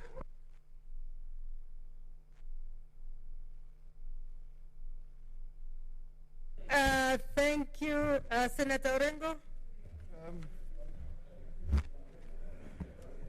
Madam Speaker, I want to thank the House for passing this bill and say that there are a lot of people who have very simple minds, and they do not understand sometimes these processes. And it should be noted that the recommendations of the committee, the Joint Committee of the National Assembly and the Senate, in which I sat, and which Senator Omugeni, Senior Counsel, presided over together with Honorable Muturi Kigano. I think this report that accompanied the bill would be a historic document. And Madam Speaker, I'm saying this because there are a lot of people there who don't understand what you are saying. There are people who are saying that the role of Parliament is simply ceremonial. I want to repeat here that if the role of Parliament was ceremonial, we would not have taken time and go through 3 divisions and 3 voice votes. And I know in the annals of history, the debates that have taken place in this Senate will be a very important historical document.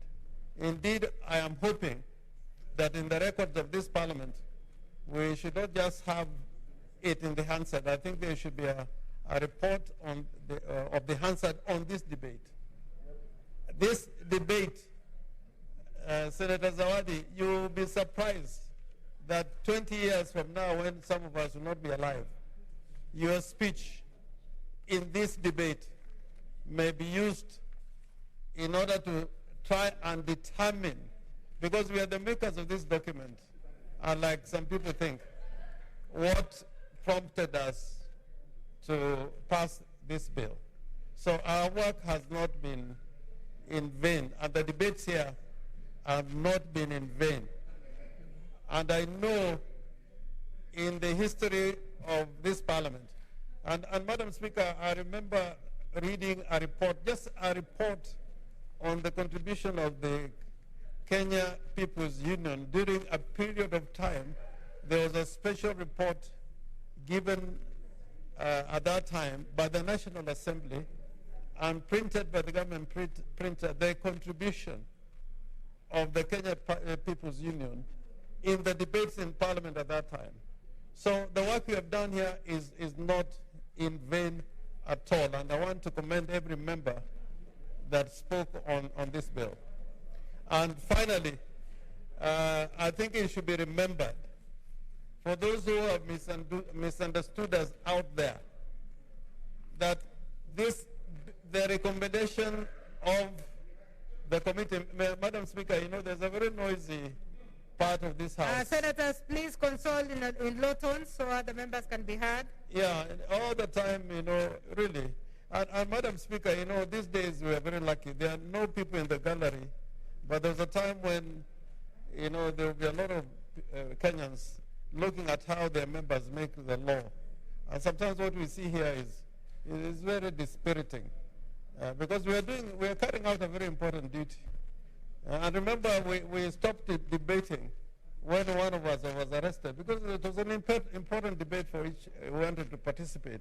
I just wanted to emphasize that the committee had recommended that the bill should be passed as it is. And the committee had made some observations, and those observations were part of the debate. So I am hoping that after passing this bill, we have to live with it. It will be part of our history, of our contribution to this country, and the courts will try to determine what we meant and what we wanted to do through this enactment. Thank you, Madam Speaker. Thank you, Senator Kavindu Mudama. Madam Speaker, I thank you for this opportunity. I just want to say that we have passed this bill, and I'm grateful that Machakos has had 3 constituencies.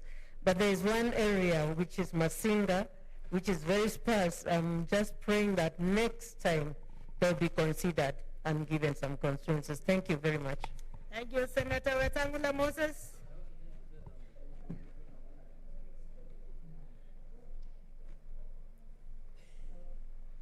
Thank you, Madam Speaker.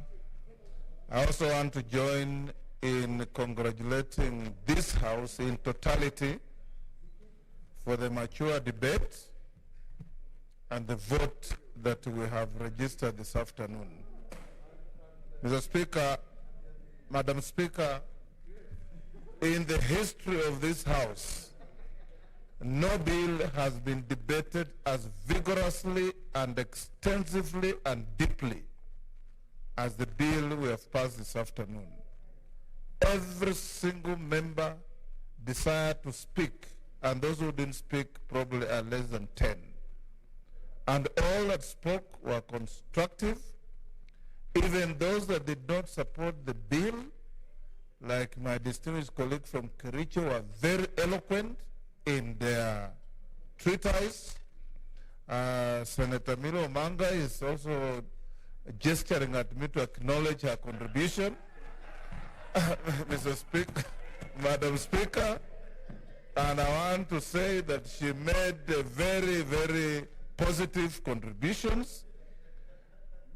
After passing this bill, Madam Speaker, there is no longer those who opposed and those who supported. It is a bill that has been passed by the House of Senate. Thank you. We carry everybody on board. We may not have gotten everything we wanted, but the Constitution is a living document. It's dynamic in its own nature, and there will always be another time to bring on board what was left behind or to correct what we think was excessive this time round. Let's move together as one.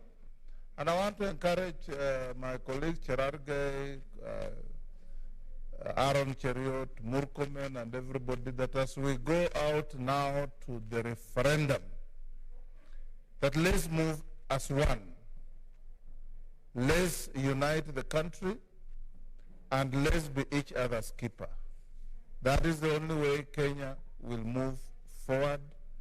And even those who gloat in marginalizing others, when they realize that even those that are marginalizing are united with everybody, we will be able to reform each other and look at this country together. I was using my discretion for 2 minutes, so please let's not go because I'm the only timekeeper on. I'm the only timekeeper on this one. Senator Gerard Gay, I'll come to you, but if you can promise me 1 minute, yeah, I'll come to you. Yeah. Thank you, Madam Speaker, for this discretion. The last. From the outset, I want to tell Kenyans, as this issue moves to referendum, that if at all the Constitution is going to be amended, they should be ready for high taxation under the Bodega Parliament and many other, since the economy is in ICU. Madam Speaker, we would have expected that the process would have been more all-inclusive. But some of us are not interested in us versus them, but we leave to the conscience of Kenyans. But us will continue to oppose up to Mashinani. Madam Speaker, finally, what I want to say is that Kenyans were looking upon this House. But fortunately, 12 of us have started with the truth, and we hope in the fullness of time will be vindicated, and Kenyans should always be ready for high taxation in hard economic times. So I thank you, Madam Speaker. Thank you, Senator.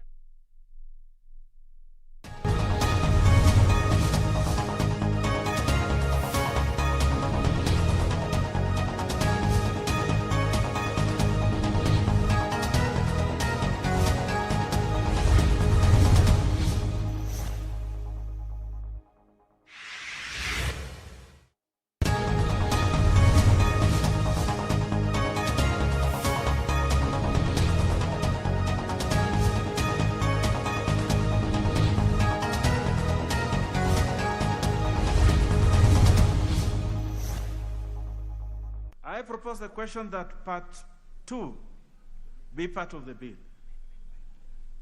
There is a proposed amendment by the mover, Chair CIOC. Thank you, Mr. Chairman. Again, as I propose that part 2 be amended as per the order paper. Mr. Chairman, this is again solely for purposes of aligning the bill to the new title of the bill. Very well, Chair. I now propose the question that part 2 be amended as proposed by the Chair. The Honorable Undo. Chair, the amendments proposed by the Chair are in order, save for Part B. And I would request him to reconsider, because Part B, Honorable Chair, reads number 5, by inserting clause 5 after subclause 4, reads the members of the National Committee shall appoint the person and vice chairperson from among themselves at the first meeting.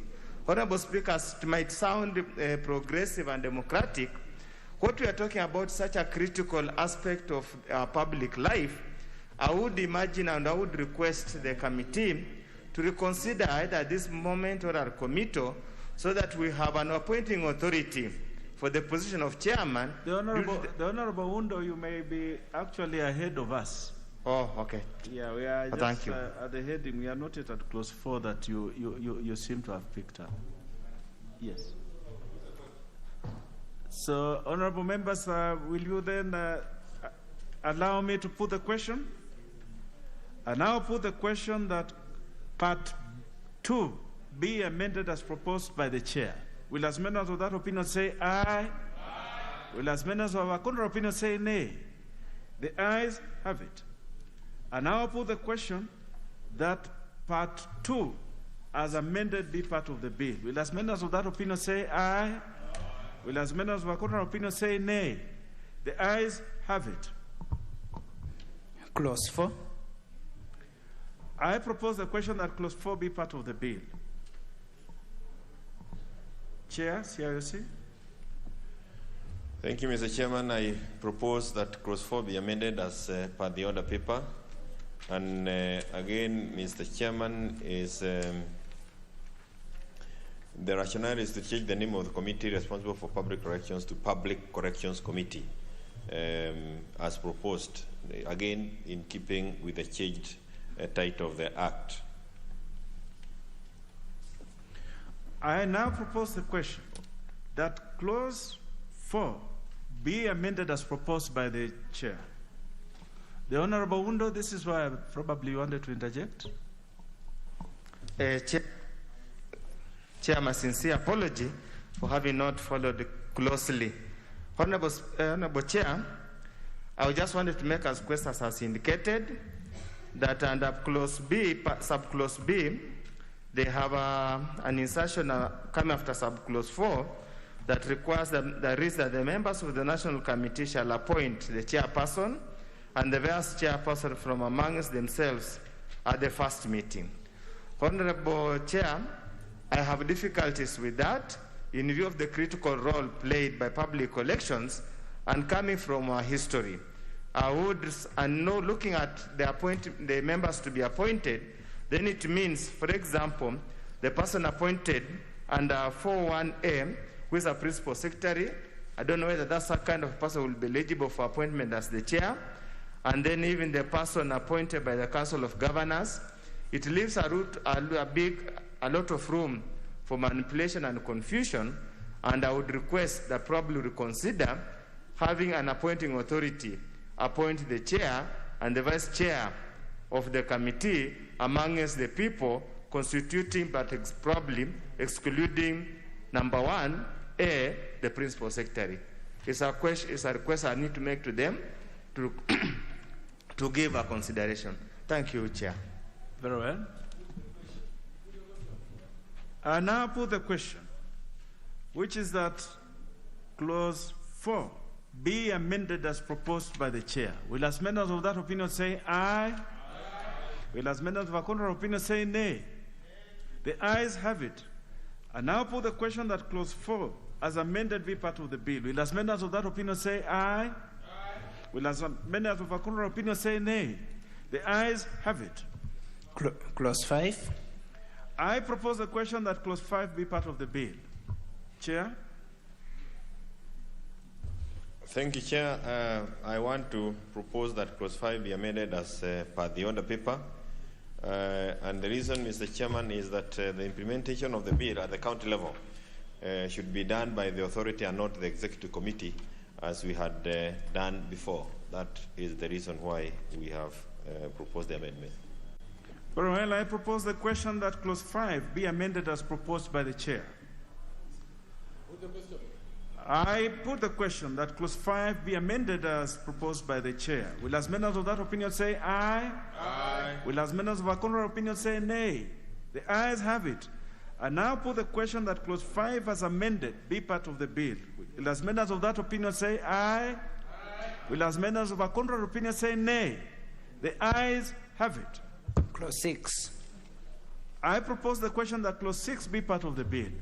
Chair? Mr. Chairman, again, I propose that clause 6 be amended as per the order paper. And again, this is just to align the bill. I propose the question that clause 6 be part of the bill. Put the question. I put the question that clause 6 be amended as proposed by the chair. Will as members of that opinion say aye? Aye. Will as members of a contrary opinion say nay? The ayes have it. I now put the question that clause 6 as amended be part of the bill. Will as members of that opinion say aye? Aye. Will as members of a contrary opinion say nay? The ayes have it. Clause 7. I propose the question that clause 7 be part of the bill. Chair? Mr. Chairman, thank you again. Another technical amendment, again, to just align the clause, or to align the referencing to be in line with the changed title of the bill. I propose the question that clause 7 be amended as proposed by the chair. I now put the question that clause 7 be amended as proposed by the chair. Will as members of that opinion say aye? Aye. Will as members of a contrary opinion say nay? The ayes have it. I now put the question that clause 7 as amended be part of the bill. Will as members of that opinion say aye? Aye. Will as members of a contrary opinion say nay? The ayes have it. Clause 8. I propose the question that clause 8 be part of the bill. I now put the question that clause 8 be part of the bill. Will as members of that opinion say aye? Aye. Will as members of a contrary opinion say nay? The ayes have it. Clause 9. I propose the question that clause 9 be part of the bill. Chair? Mr. Chairman, again, I propose that the clause 9 be amended as per the order paper, and this is for purposes of introducing clarity into that clause. I propose the question that clause 9 be amended as proposed by the chair. Put the question. I put the question that clause 9 be amended as proposed by the chair. Will as members of that opinion say aye?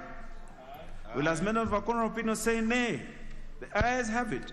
I now put the question that clause 9 as amended be part of the bill. Will as members of that opinion say aye? Aye. Will as members of a contrary opinion say nay? The ayes have it. Clause 10. I propose the question that clause 10 be part of the bill.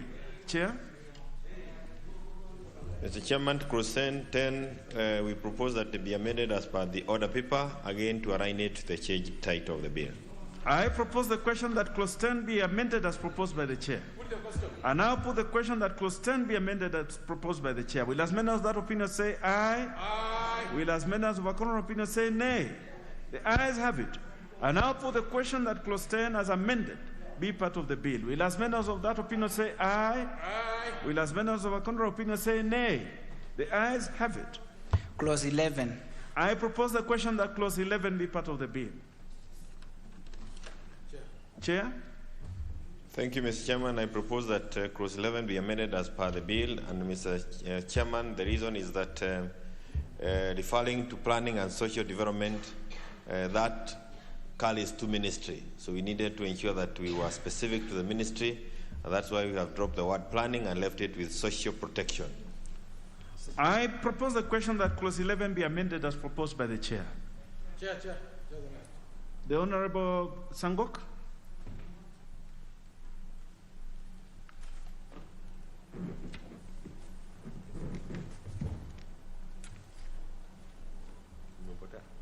Give him the mic.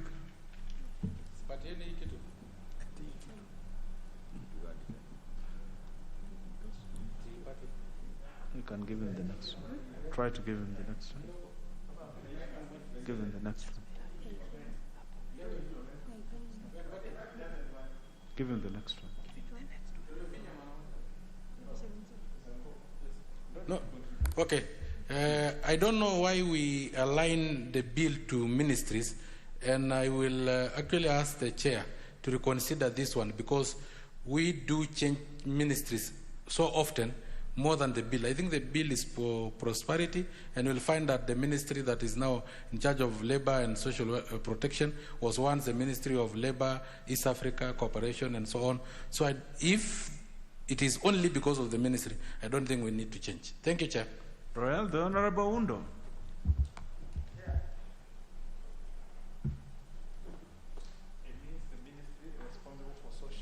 Yes, exactly. Whichever it will be. It's not working. Responsible. Ministry responsible. The members, we seem to be having a bit of technical problems with issuing the mic. Yeah, thank you, Chair. Chair, again, the import of the changes is to imply that the only purpose we do public collection, known as Harambe, is for social protection. Many times we do Harambes for many other development activities, community development activities. And I think by the word use social protection would essentially kill the spirit of Harambe. We would request, again, the chair to really reconsider, because social development encompasses both social protection and the actual development that is known in this particular part of the world. Thank you.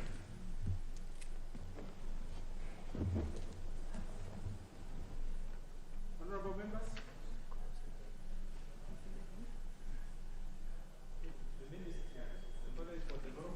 Honorable members, I put the question that clause 11 be amended as proposed by the chair. Will as many as of that opinion say aye? Aye. Will as many as of a contrary opinion say nay? The ayes have it. I now put the question that clause 11 as amended be part of the bill. Will as many of that opinion say aye? Aye. Will as many of a contrary opinion say nay? The ayes have it. Part 3, heading. I propose the question that part 3 be part of the bill. Chair?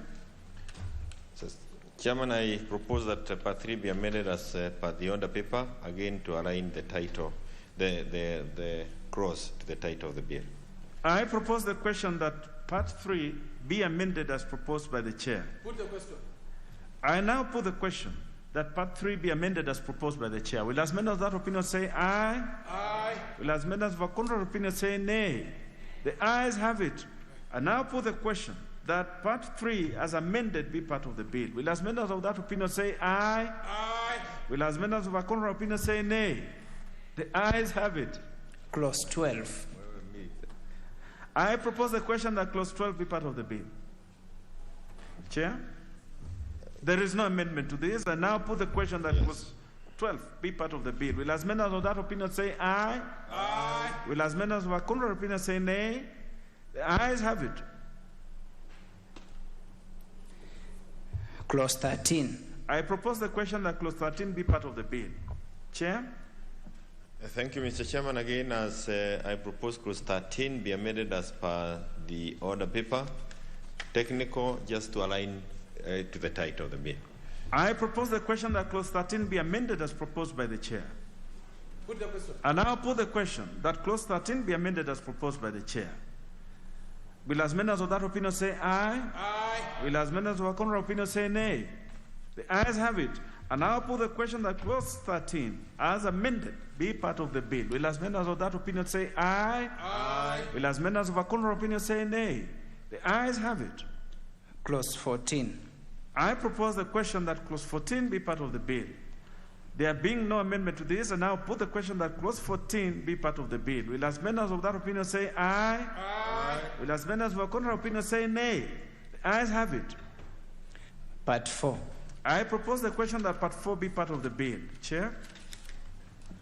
I propose that part 5 be amended as per the order paper to align it to the title of the bill.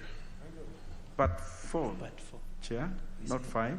Sorry, Mr. Chairman, part 4 of the bill be amended as per the order paper to align it to the new title of the bill. I propose the question that part 4 be amended as proposed by the chair.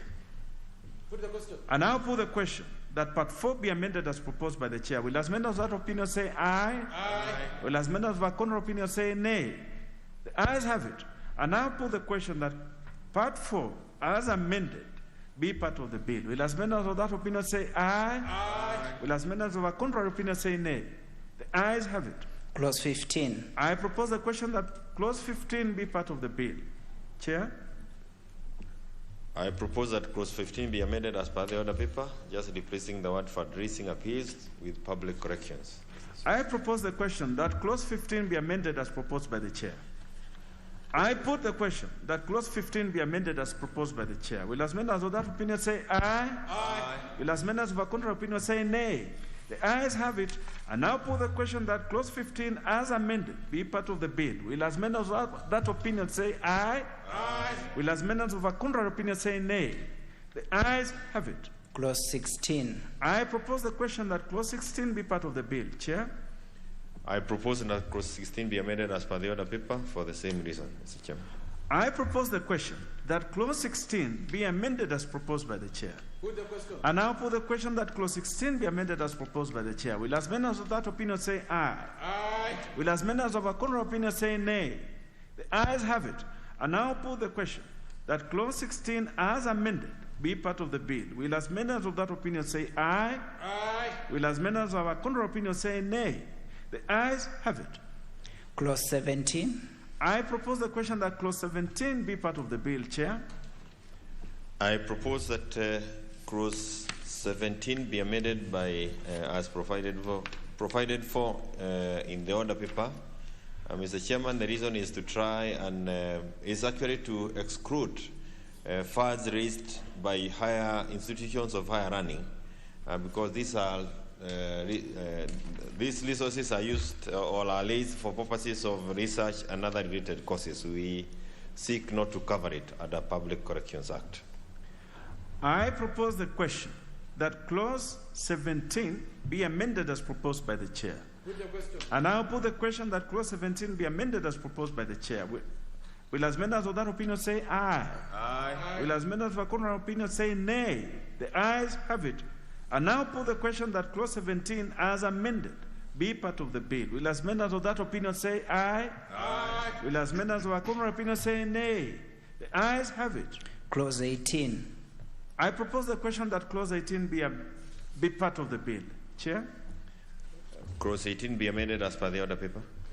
I propose the question that clause 18 be amended as proposed by the chairperson.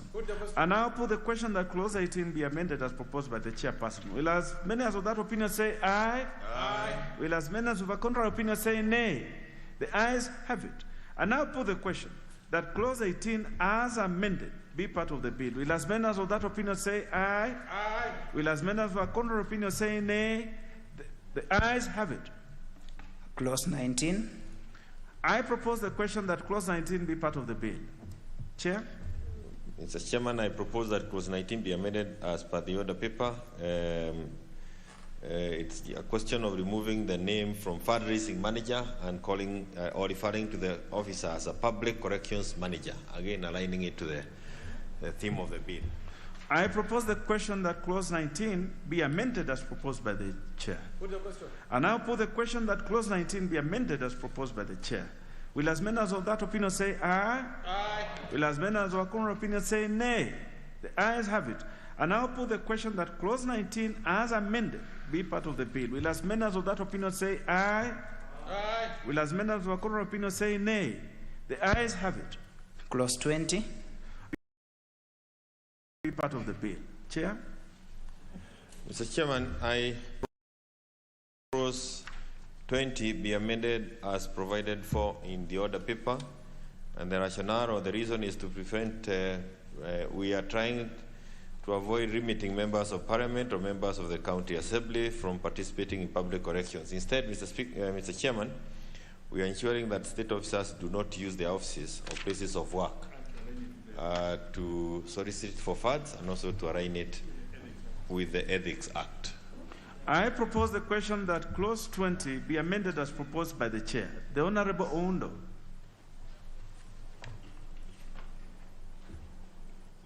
Chair, this looks a fairly interesting amendment, as might be well intentioned. The definition of an office, are we talking about a physical office or an office associated with a member, that state officer? That's where the challenge of implementation will arise, because an office occasionally is an office, the position you hold is taken to be as such. But let's give it a try. We'll have a room probably when we do regulations to clarify that particular aspect. I propose the question. The Honorable, just hold on before I propose the leader of majority, you have a weigh in on this.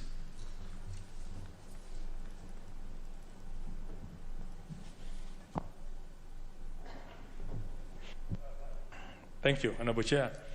Honorable Chair, if Dr. Oundo would have looked at the bill, you'd actually see we are talking of the use of the office or place of work as a venue for soliciting. It's very clear, and I think this wording has been removed, picked from the Public Officers Ethics Act, which uses the same wording. So this bill is actually being aligned to the existing law, so you don't have a conflict, right? And I think that's the clarity that you probably are looking at. So it's already in the law, but now that we have a substantive bill on public fundraising, it also is exported from or imported into that to also align it here.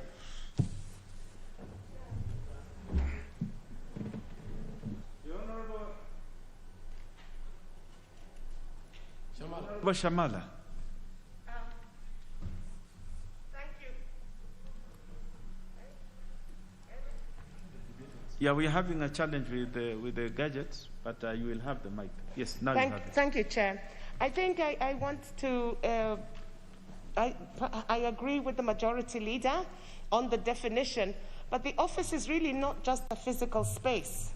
You can't solicit funds outside. You use your office, you carry your office with you. And does the bill, or can we enhance that? Your title and your name goes out, and you can solicit in other places aside from the physical office itself. Thank you. I thank you for that clarification, the Honorable Shamala. Allow me then to put the question that clause 20 be amended as proposed by the chair. Will as many of that opinion say aye? Aye. Will as many of our contrary opinion say nay? The ayes have it. And now put the question that clause 20 as amended be part of the bill. Will as many of that opinion say aye? Aye. Will as many of our contrary opinion say nay? The ayes have it. Clause 21. I propose the question that clause 21 be part of the bill. Chair? Mr. Chairman, I propose that clause 21 be amended as per the order paper, and this is to bring the county policing authority as one of the bodies that will determine when applications have been sought, but also to align the bill in terms of bringing the public corrections into office. I propose the question that clause 21 be amended as proposed by the chair. Chair. The Honorable Sangok, then followed by the Honorable Undo. Honorable Speaker, Honorable Chair, I think we will have to again talk with the chair of the committee, because the county askaris are directly answerable to the governor. We, in this case, may be a competitor in an election process. So he may use that office to stiffen competition. That's why we really need to sit down and take a good position. Thank you. Very well. The Honorable Undo. Chair, my only point of concern is subclause 2 on the period given of 21 days. Chair, many times public elections are driven by a need of an emergency, a medical emergency, for example.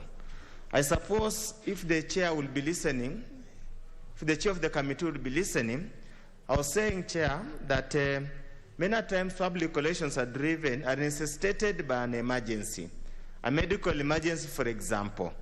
I would suggest that probably the chair considers, probably through our committee, to give a provision that where a medical emergency is necessary or is necessitated by a medical emergency, there is a provision for a shorter notice period to allow collection of funds to support or solve an emergency problem. The other case, Honorable Speaker, a roof has been blown off in a school or a church or a house. 21 days, I've been trying to look through if there's any provision for a shorter period. Probably the chair can clarify so that we put this matter to rest. But strictly 21 days without any room for a shorter period, notice period, might defeat the essence of a Harambee. Thank you. Chair, you have a weigh-in on this? Yeah, I want to thank the honourable member for that intervention. But it is actually covered under clause 22, where we've provided for how would the committee deal with a situation of emergency. So his concerns are actually covered under clause 22. The ones for Sankok, I will talk to him privately. Very well. The Honorable Odhiambo Akoth, member for Suban North. Chair, maybe if the chair could just clarify also, and I must confess I've actually not looked at it, whether public also includes, because we are talking about public collections, does it also include online collections, which just start impromptu? Are those ones also subject to approvals? Because otherwise we are going to get into problems. Online collections, MPs will tell you those ones start every 1 hour. So are they also subject to the 21 days so that we are more realistic? The Honorable Chair, you have a comment on that? I am trying to, this is a bill we dealt with a while, but I remember that debate, having that debate in our meeting, and it actually covers even the WhatsApp. I think that is what you're talking about. The WhatsApp corrections are also covered. You cannot start them without a license. Well, members, you may want to make a decision.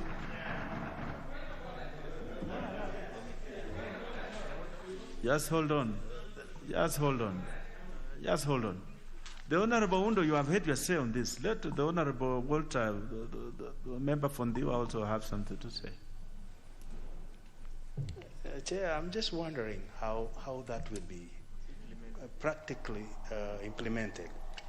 Because WhatsApp is another giant animal which has just come into the scene, and it is everywhere. So who would license, and how will it be done? How? Very well. Can the chair come clear on this? The Honorable Walter, you made your point. The Honorable Kaluma? 17.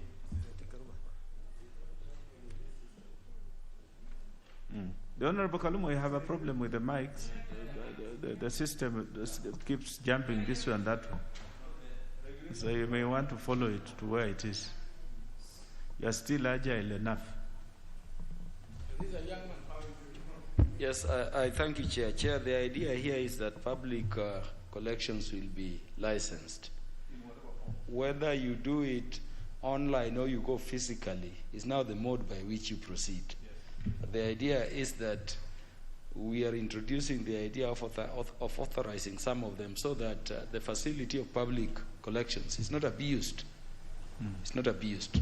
So whether you are going to not if I bring people together online or you are going to work physically, and largely they are now online, they must get prior authority. That is our position. The Honorable Kaluma, you've made your point. The Honorable Mili, finally, so that we can put it to rest. Thank you, Chair. Chair, I just want to encourage the move, and I really want to regret because usually I'm very diligent. I don't know how come I missed this one, especially when it has to do with the public fundraisers, a factor that's something that affects us very especially as members of Parliament. Mr. Speaker, my only concern is even as we are trying to weed out the people who abuse the public fundraising process, we might then end up harming people with very genuine needs. When people have funerals, especially during these COVID times, there's no 21 days. Mr. Speaker, sometimes people get notice that they have to join university when bursaries are not there and all that. They have to do, and even when you give bursaries, it's not enough. Sometimes they need over 100,000 for different colleges when they don't have 21 days. So what we are doing by making these very stringent provisions is actually encouraging Kenyans to build a culture of defying the law. And that is a culture that is, the culture of impunity that is getting very ingrained in the country. And we should not encourage it by bringing laws that make it very difficult. Let us bring laws that encourage people to also obey that law. And I think perhaps after this has passed for now, because at least I didn't get, but we need to look at it again after 6 months so that we see what is practical or not. Honorable members. Chair, finally, we must move. And I agree and I hear the concern of members, but I want to encourage them to read clause 17 on what is exempted and also what is clause 19, what is defined as public purpose. But I hear their concern. I put the question that clause 21 be amended as proposed by the chair. Will as many of that opinion say aye? Will as many of our contrary opinion say nay? The ayes have it. I now put the question that clause 21 as amended be part of the bill. Will as many of that opinion say aye? Will as many of our contrary opinion say nay? The ayes have it. Clause 22. I propose the question that clause 22 be part of the bill. Chair? Again, Mr. Chairman, I propose that clause 22 be amended as contained in the order paper. And this is really in answer to what Mheshimiwa was asking about the issues of emergencies. I propose the question that clause 22 be amended as proposed by the chair. I now put the question that clause 22 be amended as proposed by the chair. Will as many of that opinion say aye? Aye. Will as many of the contrary opinion say nay?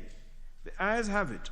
I now put the question that clause 22 as amended be part of the bill. Will as many of that opinion say aye? Will as many of our contrary opinion say nay? The ayes have it. Clause 23. I propose the question that clause 23 be part of the bill. Chair? Chairman, I propose that clause 23 be amended as per the order paper. This was a typo and omission when we were doing the typing. I propose the question that clause 23 be amended as proposed by the chair.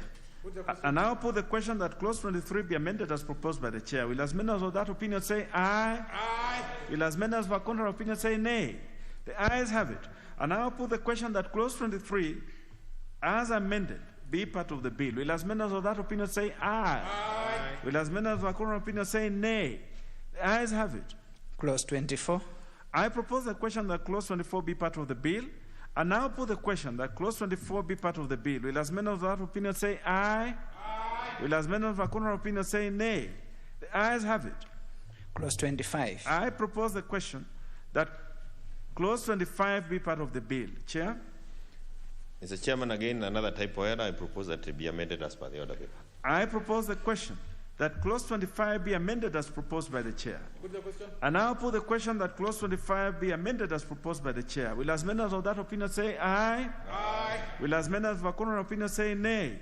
The ayes have it. I now put the question that clause 25 as amended be part of the bill. Will as many of that opinion say aye? Aye. Will as many of the contrary opinion say nay? The ayes have it.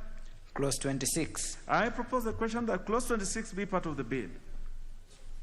Mr. Chairman, I propose that clause 26 be amended as per the order paper to correct two things. One, a typo, again, to align the bill to the title, the new title of the bill.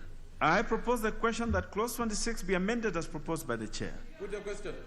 I put the question that clause 26 be amended as proposed by the chair. Will as many as of that opinion say aye? Aye. Will as many as of that opinion say nay? The ayes have it. I now put the question that clause 26 as amended be part of the bill. Will as many as of that opinion say aye? Aye. Will as many as of that opinion say nay? The ayes have it. Clause 27. I propose the question that clause 27 be part of the bill. Chair? Mr. Chairman, I propose that clause 27 be amended as per the bill, as per the order paper. Again, a typo thing. We had left out the word National Committee. I propose the question that clause 27 be amended as proposed by the chair. Put the question. I put the question that clause 27 be amended as proposed by the chair. Will as many as of that opinion say aye? Aye. Will as many as of that opinion say nay? The ayes have it. And now put the question that clause 27 be amended, as amended, be part of the bill. Will as many as of that opinion say aye? Aye. Will as many as of that opinion say nay? The ayes have it. Clause 28.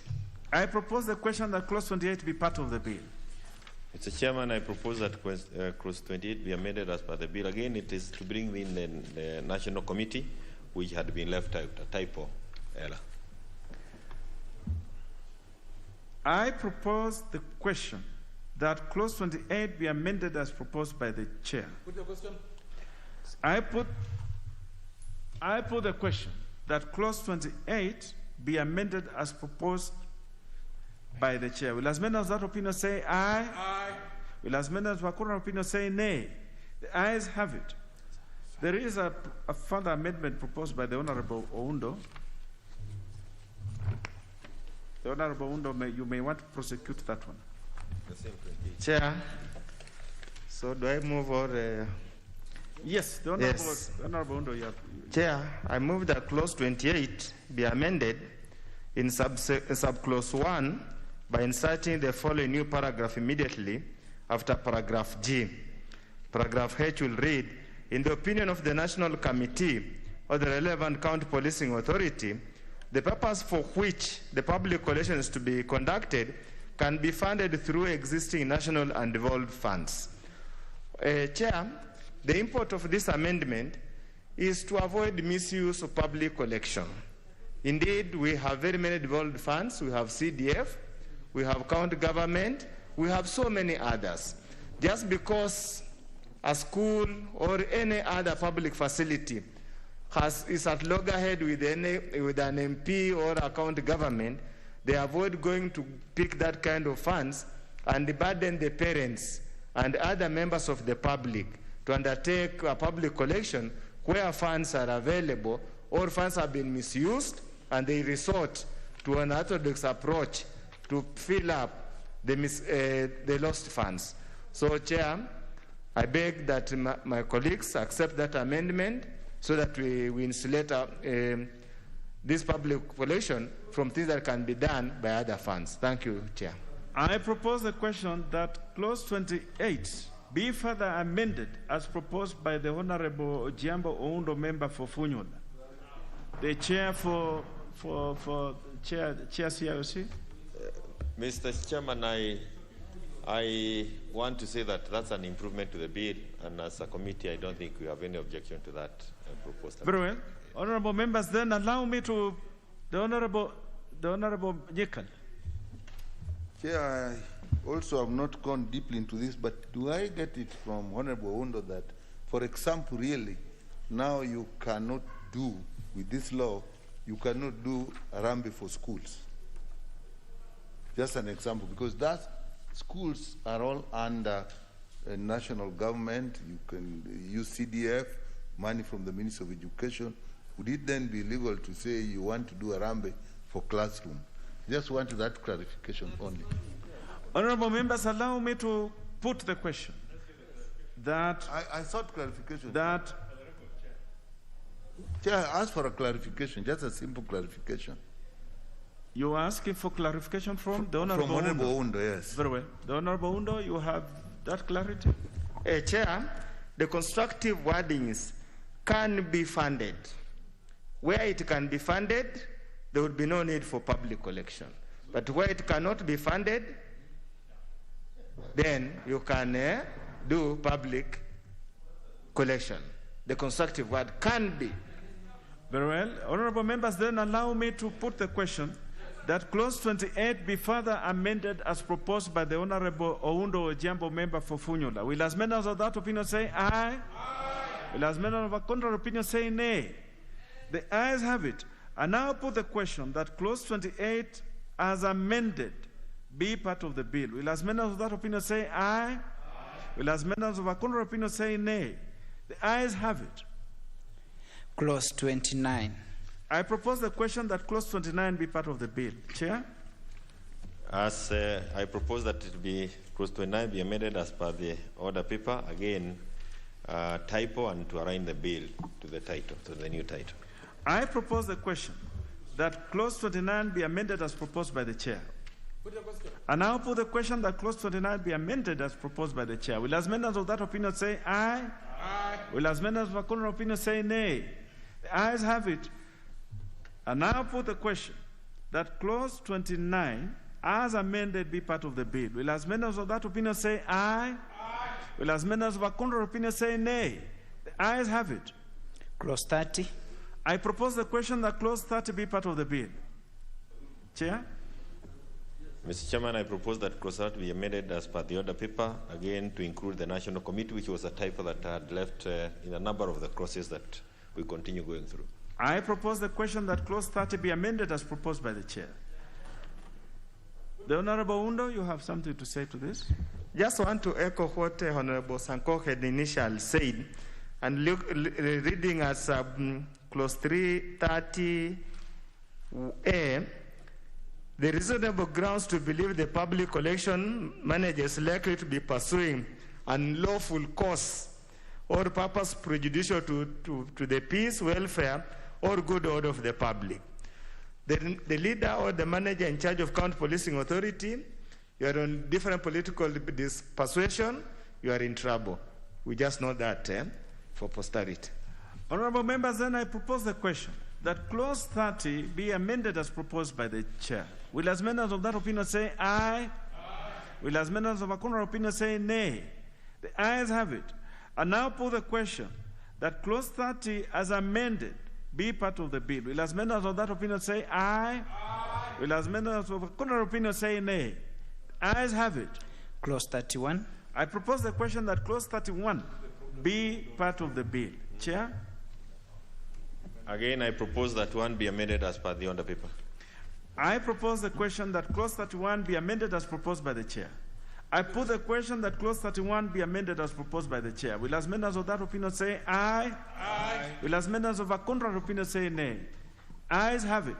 I now put the question that clause 31 as amended be part of the bill. Will as members of that opinion say aye? Aye. Will as members of a contrary opinion say nay?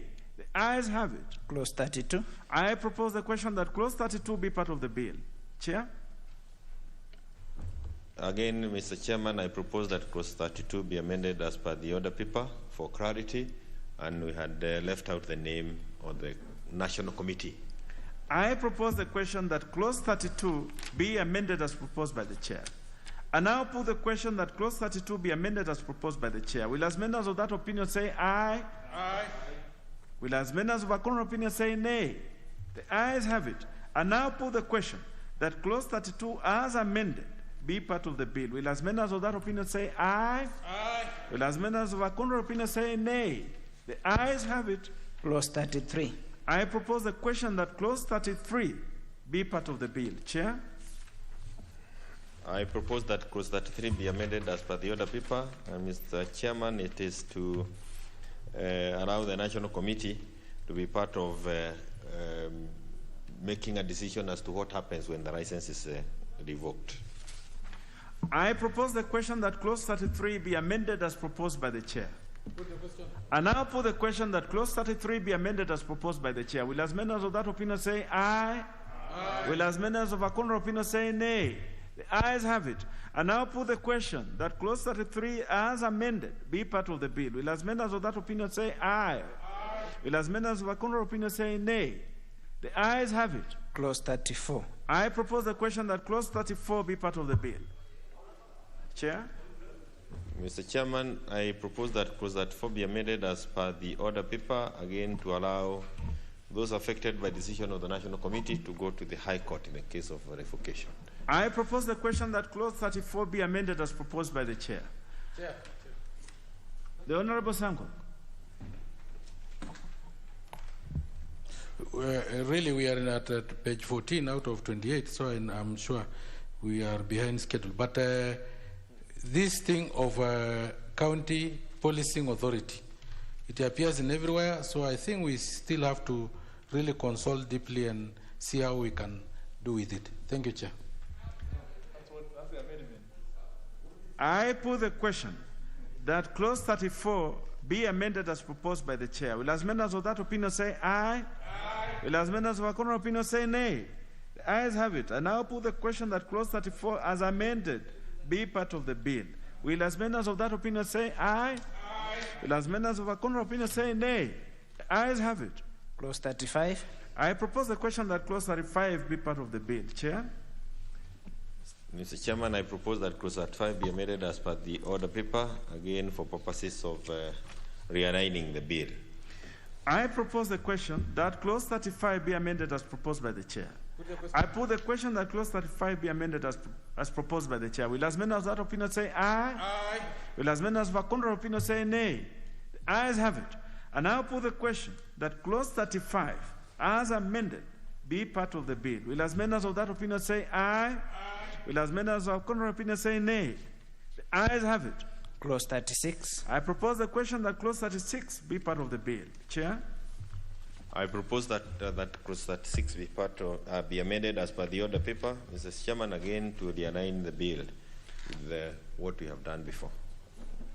I propose the question that clause 36 be amended as proposed by the chair. I put the question that clause 36 be amended as proposed by the chair. Will as members of that opinion say aye? Aye. Will as members of a contrary opinion say nay? The ayes have it. I now put the question that clause 36 as amended be part of the bill. Will as members of that opinion say aye? Aye. Will as members of a contrary opinion say nay? The ayes have it. Clause 37. I propose the question that clause 37 be part of the bill. Chair? Mr. Chairman, I propose that clause 37 be amended as per the order paper. Again, this is a redrafting for purposes of clarity. I propose the question that clause 37 be amended as proposed by the chair. I now put the question that clause 37 be amended as proposed by the chair. Will as members of that opinion say aye? Aye. Will as members of a contrary opinion say nay?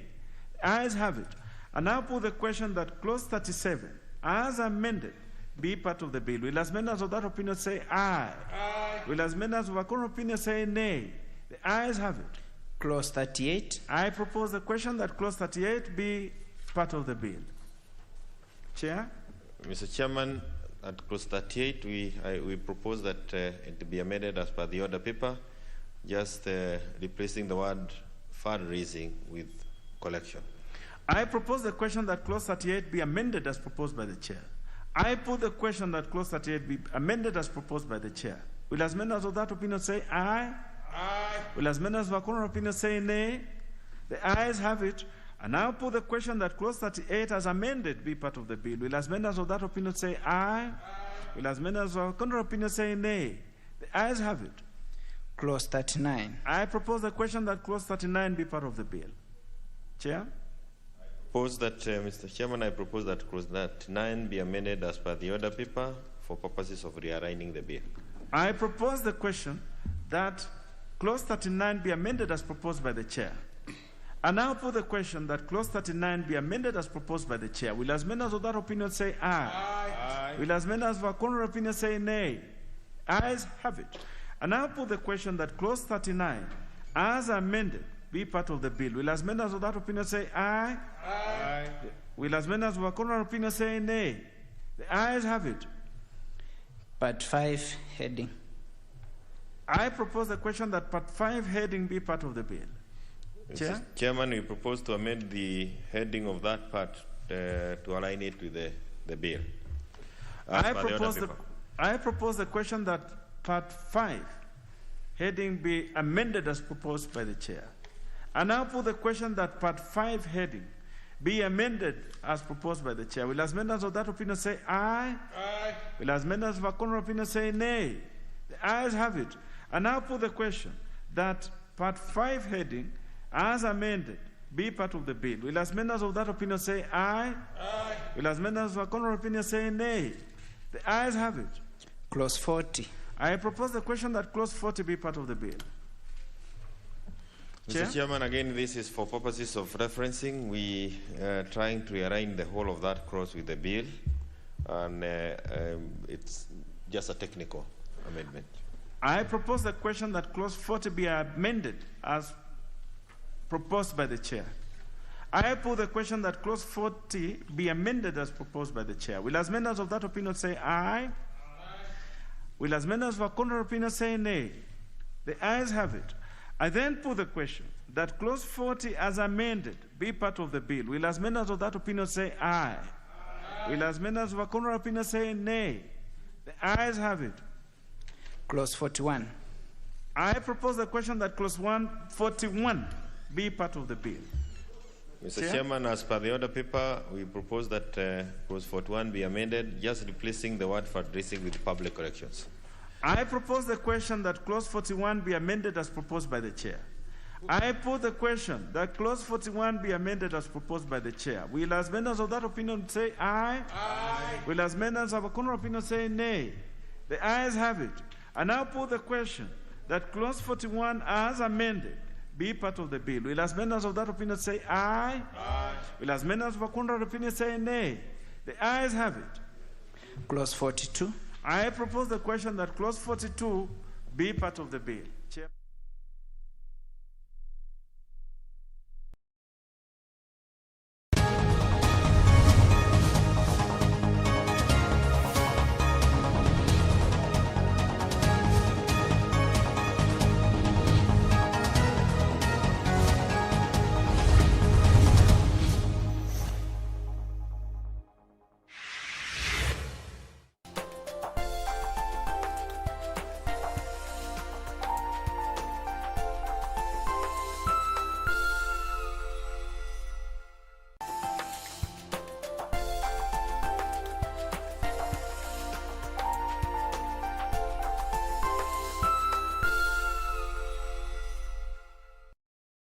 Tonight on KBC Channel 1. My mother, Minister Khallata, grandmother Helena, and Siamak were also part of my group. Remember your promise. Because if you make the mistake of returning to Patliputra, then... Has the Emperor stooped so low that even with you? No, it was my decision to come here leaving him. But the stain on your clothes suggests something else, Mother. Ashok cannot die as long as this lamp burns. Until then, I will wait for his return. My love will keep him alive. Je, umeomoka? Kama hujaomoka kwenye QuickBin ndio mambo yote. Hapa tuko na fridge, kodi yake ni CM. Tuko na gas cooker, kodi yake ni CK. Tuko na TV, kodi yake ni TV. Tuko na simu aina ya Samsung ni SM, ama Oppo ni Oppo. My friend, mahali popote unanitizama, eka hizo kodi zake kisha utume kwa 4032353. 4032353. Alafu utakuwa unaomoka na hizi bidhaa. Kumbuka, kwenye QuickBin ni bidhaa bora zaidi kwa bei ya chini kwa chini. Je, unajua unaweza kulipia bima yako ukiwa nyumbani kwa kutumia mobile money na mitandao ya kiadhi ya COVID-19? Kaa nyumbani, kaa salama, okoa maisha. Sasa umejua. IRA, bima bora kwa taifa.